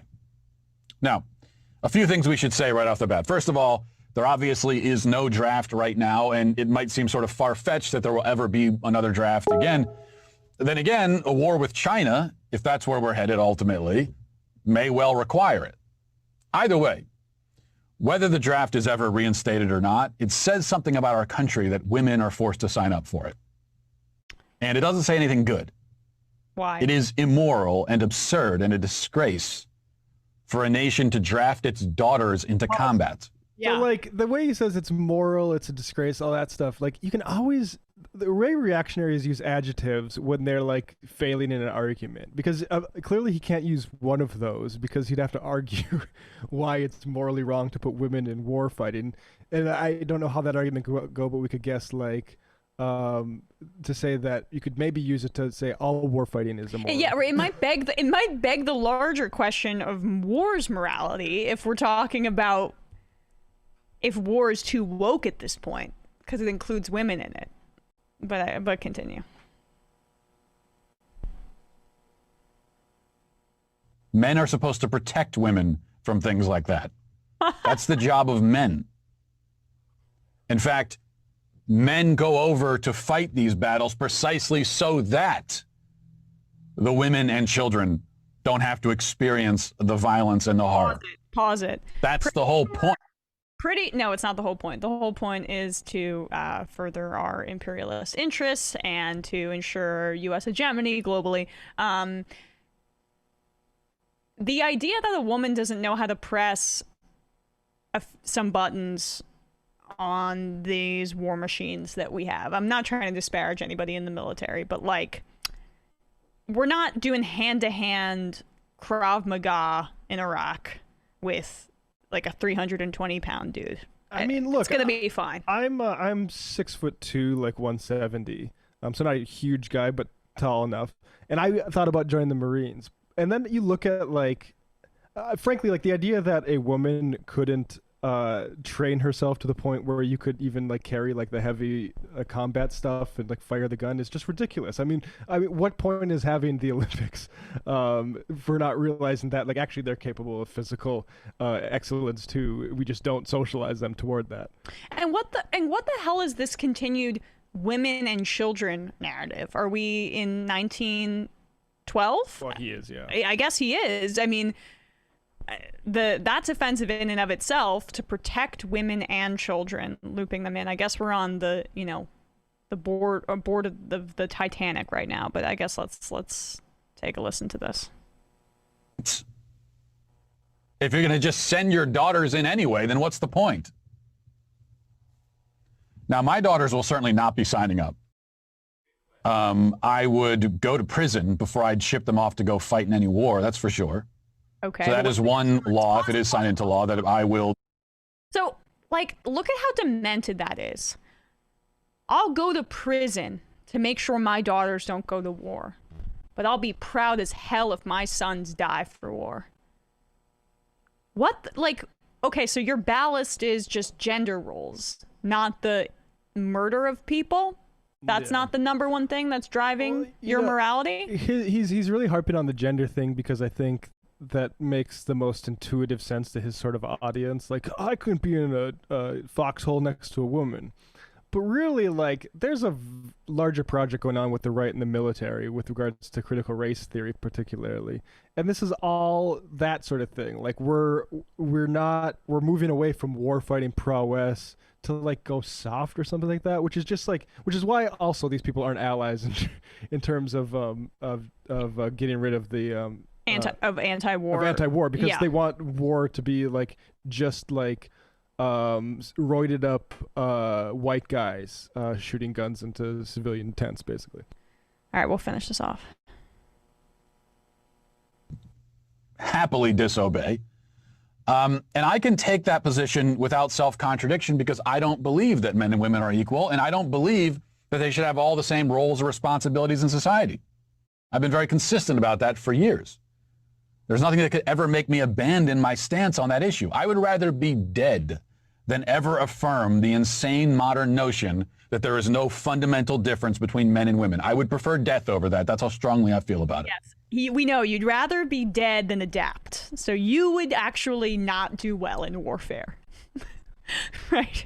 Like, you saying you'd rather be dead than adjust your perspective on something that, by the way, has been thrown in your face for decades at this point. Matt Walsh is not that old.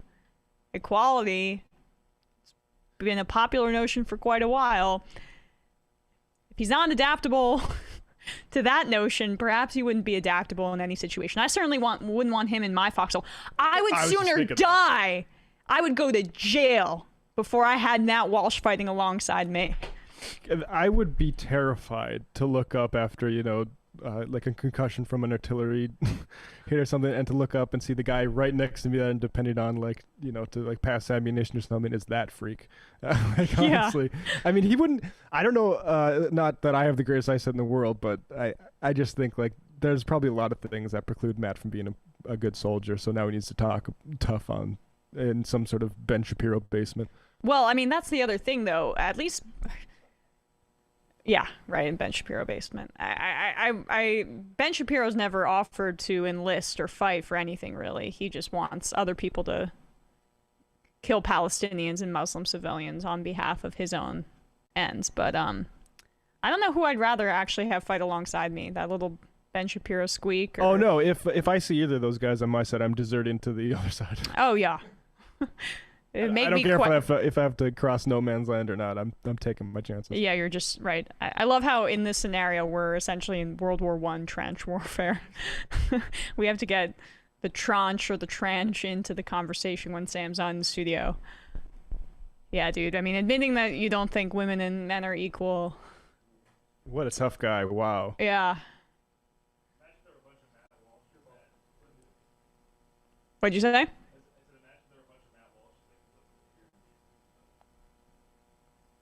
Matt Walsh's at Gallipoli was the... oh, yeah, I know, right? Yeah, I mean... Imagine Matt Walsh parachuting. I would like to see Matt Walsh do, like, one fucking, like, run with a bag on, basically. Like, run 2 miles with a full kit. Like, that's not happening. I would love it if we could figure out a way to do, like, a left versus Daily Wire basketball tournament. And I want to check Matt Walsh. I got Matt Walsh all game. I'd love to carry military equipment across a plane in competition with Matt Walsh. I think that would be a really cool sort of like reality show that like the Daily Wire could do, where like all the Daily Wire guys go to a boot camp together and try and do military training. I think that'd be hilarious. I think so too. They'd never do it though because of the reasons we'd find it hilarious. All right, let's take one more call, and I'm really sorry guys about the IMs. Having a bit of an issue with them. Kyle says he's aware of it. Thank you to the Discord. Okay. Well, that makes me feel better because it's not me. Yeah, he's aware. Okay, cool. All right, calling from a 409 number. 409 number. Who's this? Where are you calling from? You're the final caller of the day. Is this me? This is you. Oh wow. I am Gwen from Austin, Texas. Quinn? Gwen. Pronoun she, her. I just mainly wanted to talk about, like, you know, how pissed off I am at Greg Abbott these days. Go for it. You know, it just seems like he thinks that, like, being an asshole is, like, a good election strategy. Like, being an asshole to his own, you know, citizens. Right. Like, I don't know, I remember, you know, last summer he was like, you know, during COVID and everything, he was, you know, trying to force everybody to go back to work. And, you know, last month he, I think the 26th, he canceled like the extended unemployment, which I had been on. And, you know, I have comorbidities and, like, I had been vaccinated, but I still wanted to like wait a little bit more because like the Delta and like the Gamma variants and stuff. Right. And he's got like all these different things that he's doing with like because you have like the voter suppression stuff too, and then there's you know like. There's a bill that they're trying to do as well that targets, you know, trans youth in sports and stuff too. So it's like, I don't know, every time I hear one of his ads, it's always fear-mongering about, you know, immigrants, you know, pouring over the borders and stuff. And it's just, I don't know if I ever like hated like a Texas politician more, except for maybe like Ted Cruz. Right. But, well, I appreciate the call. I mean, always love to hear from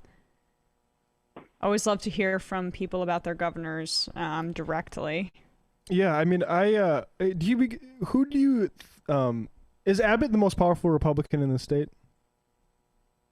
I mean, it seems like it. Yeah. And he's threatening to like arrest like Democrats for like trying to stop like the voter suppression thing. Patrick too, right? Dan Patrick is like, they've got a weird power sharing system between the governor and the lieutenant governor in Texas, if I recall correctly.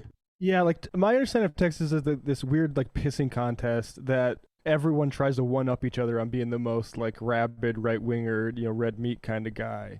Yeah. And yeah, it's I feel for you. Yeah, and you know, Dan Patrick's no friend either. I remember pretty vividly him saying last year, like that, you know, he thinks that plenty of grandparents would gladly give their life to, yes, you know, save the economy. I remember that. And yes. that's, I don't know. That's like I you know went back to work because I got forced off of unemployment and stuff, which I'm glad I went back to work, but I wish I could have waited a little bit longer because we were supposed to have that till September. Yeah, it shouldn't be coerced at all. Absolutely. Mm-hmm. Appreciate the call. Thanks so much, man. Mm-hmm. Thank you very much. Bye. All right. Damn, since we don't have IMs, we might end the show a little bit early today. What a shame. I know. Everyone's really sad about it. Also, just a quick apology. Emma says "man" all the time, and Oh, I'm sorry. Yes, yes. I didn't mean to assume anything. It's just like a dude or a colloquial thing. Apologies. All right, guys. Shall we head out? So yeah, let me just re-announce for people. There's a new Literary Hangover episode for patrons. Actually, it's not out for public yet, but it will be. Subscribe to my Twitch. I'll be twitching either tonight or tomorrow and premiering that. So check that out. All right. See you guys tomorrow. Thanks so much. Like the stream. All that. Have a good one. You are in.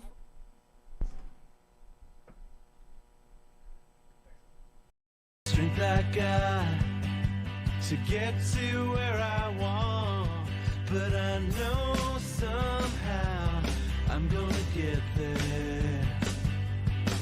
I wasn't looking when I just got caught between the truth and the lie bar, but finding out won't make me feel any better. Yeah, I know the clock is ticking, but the meds are gonna kick in, and my pilot light's shining bright. I guess somewhere the choice was made.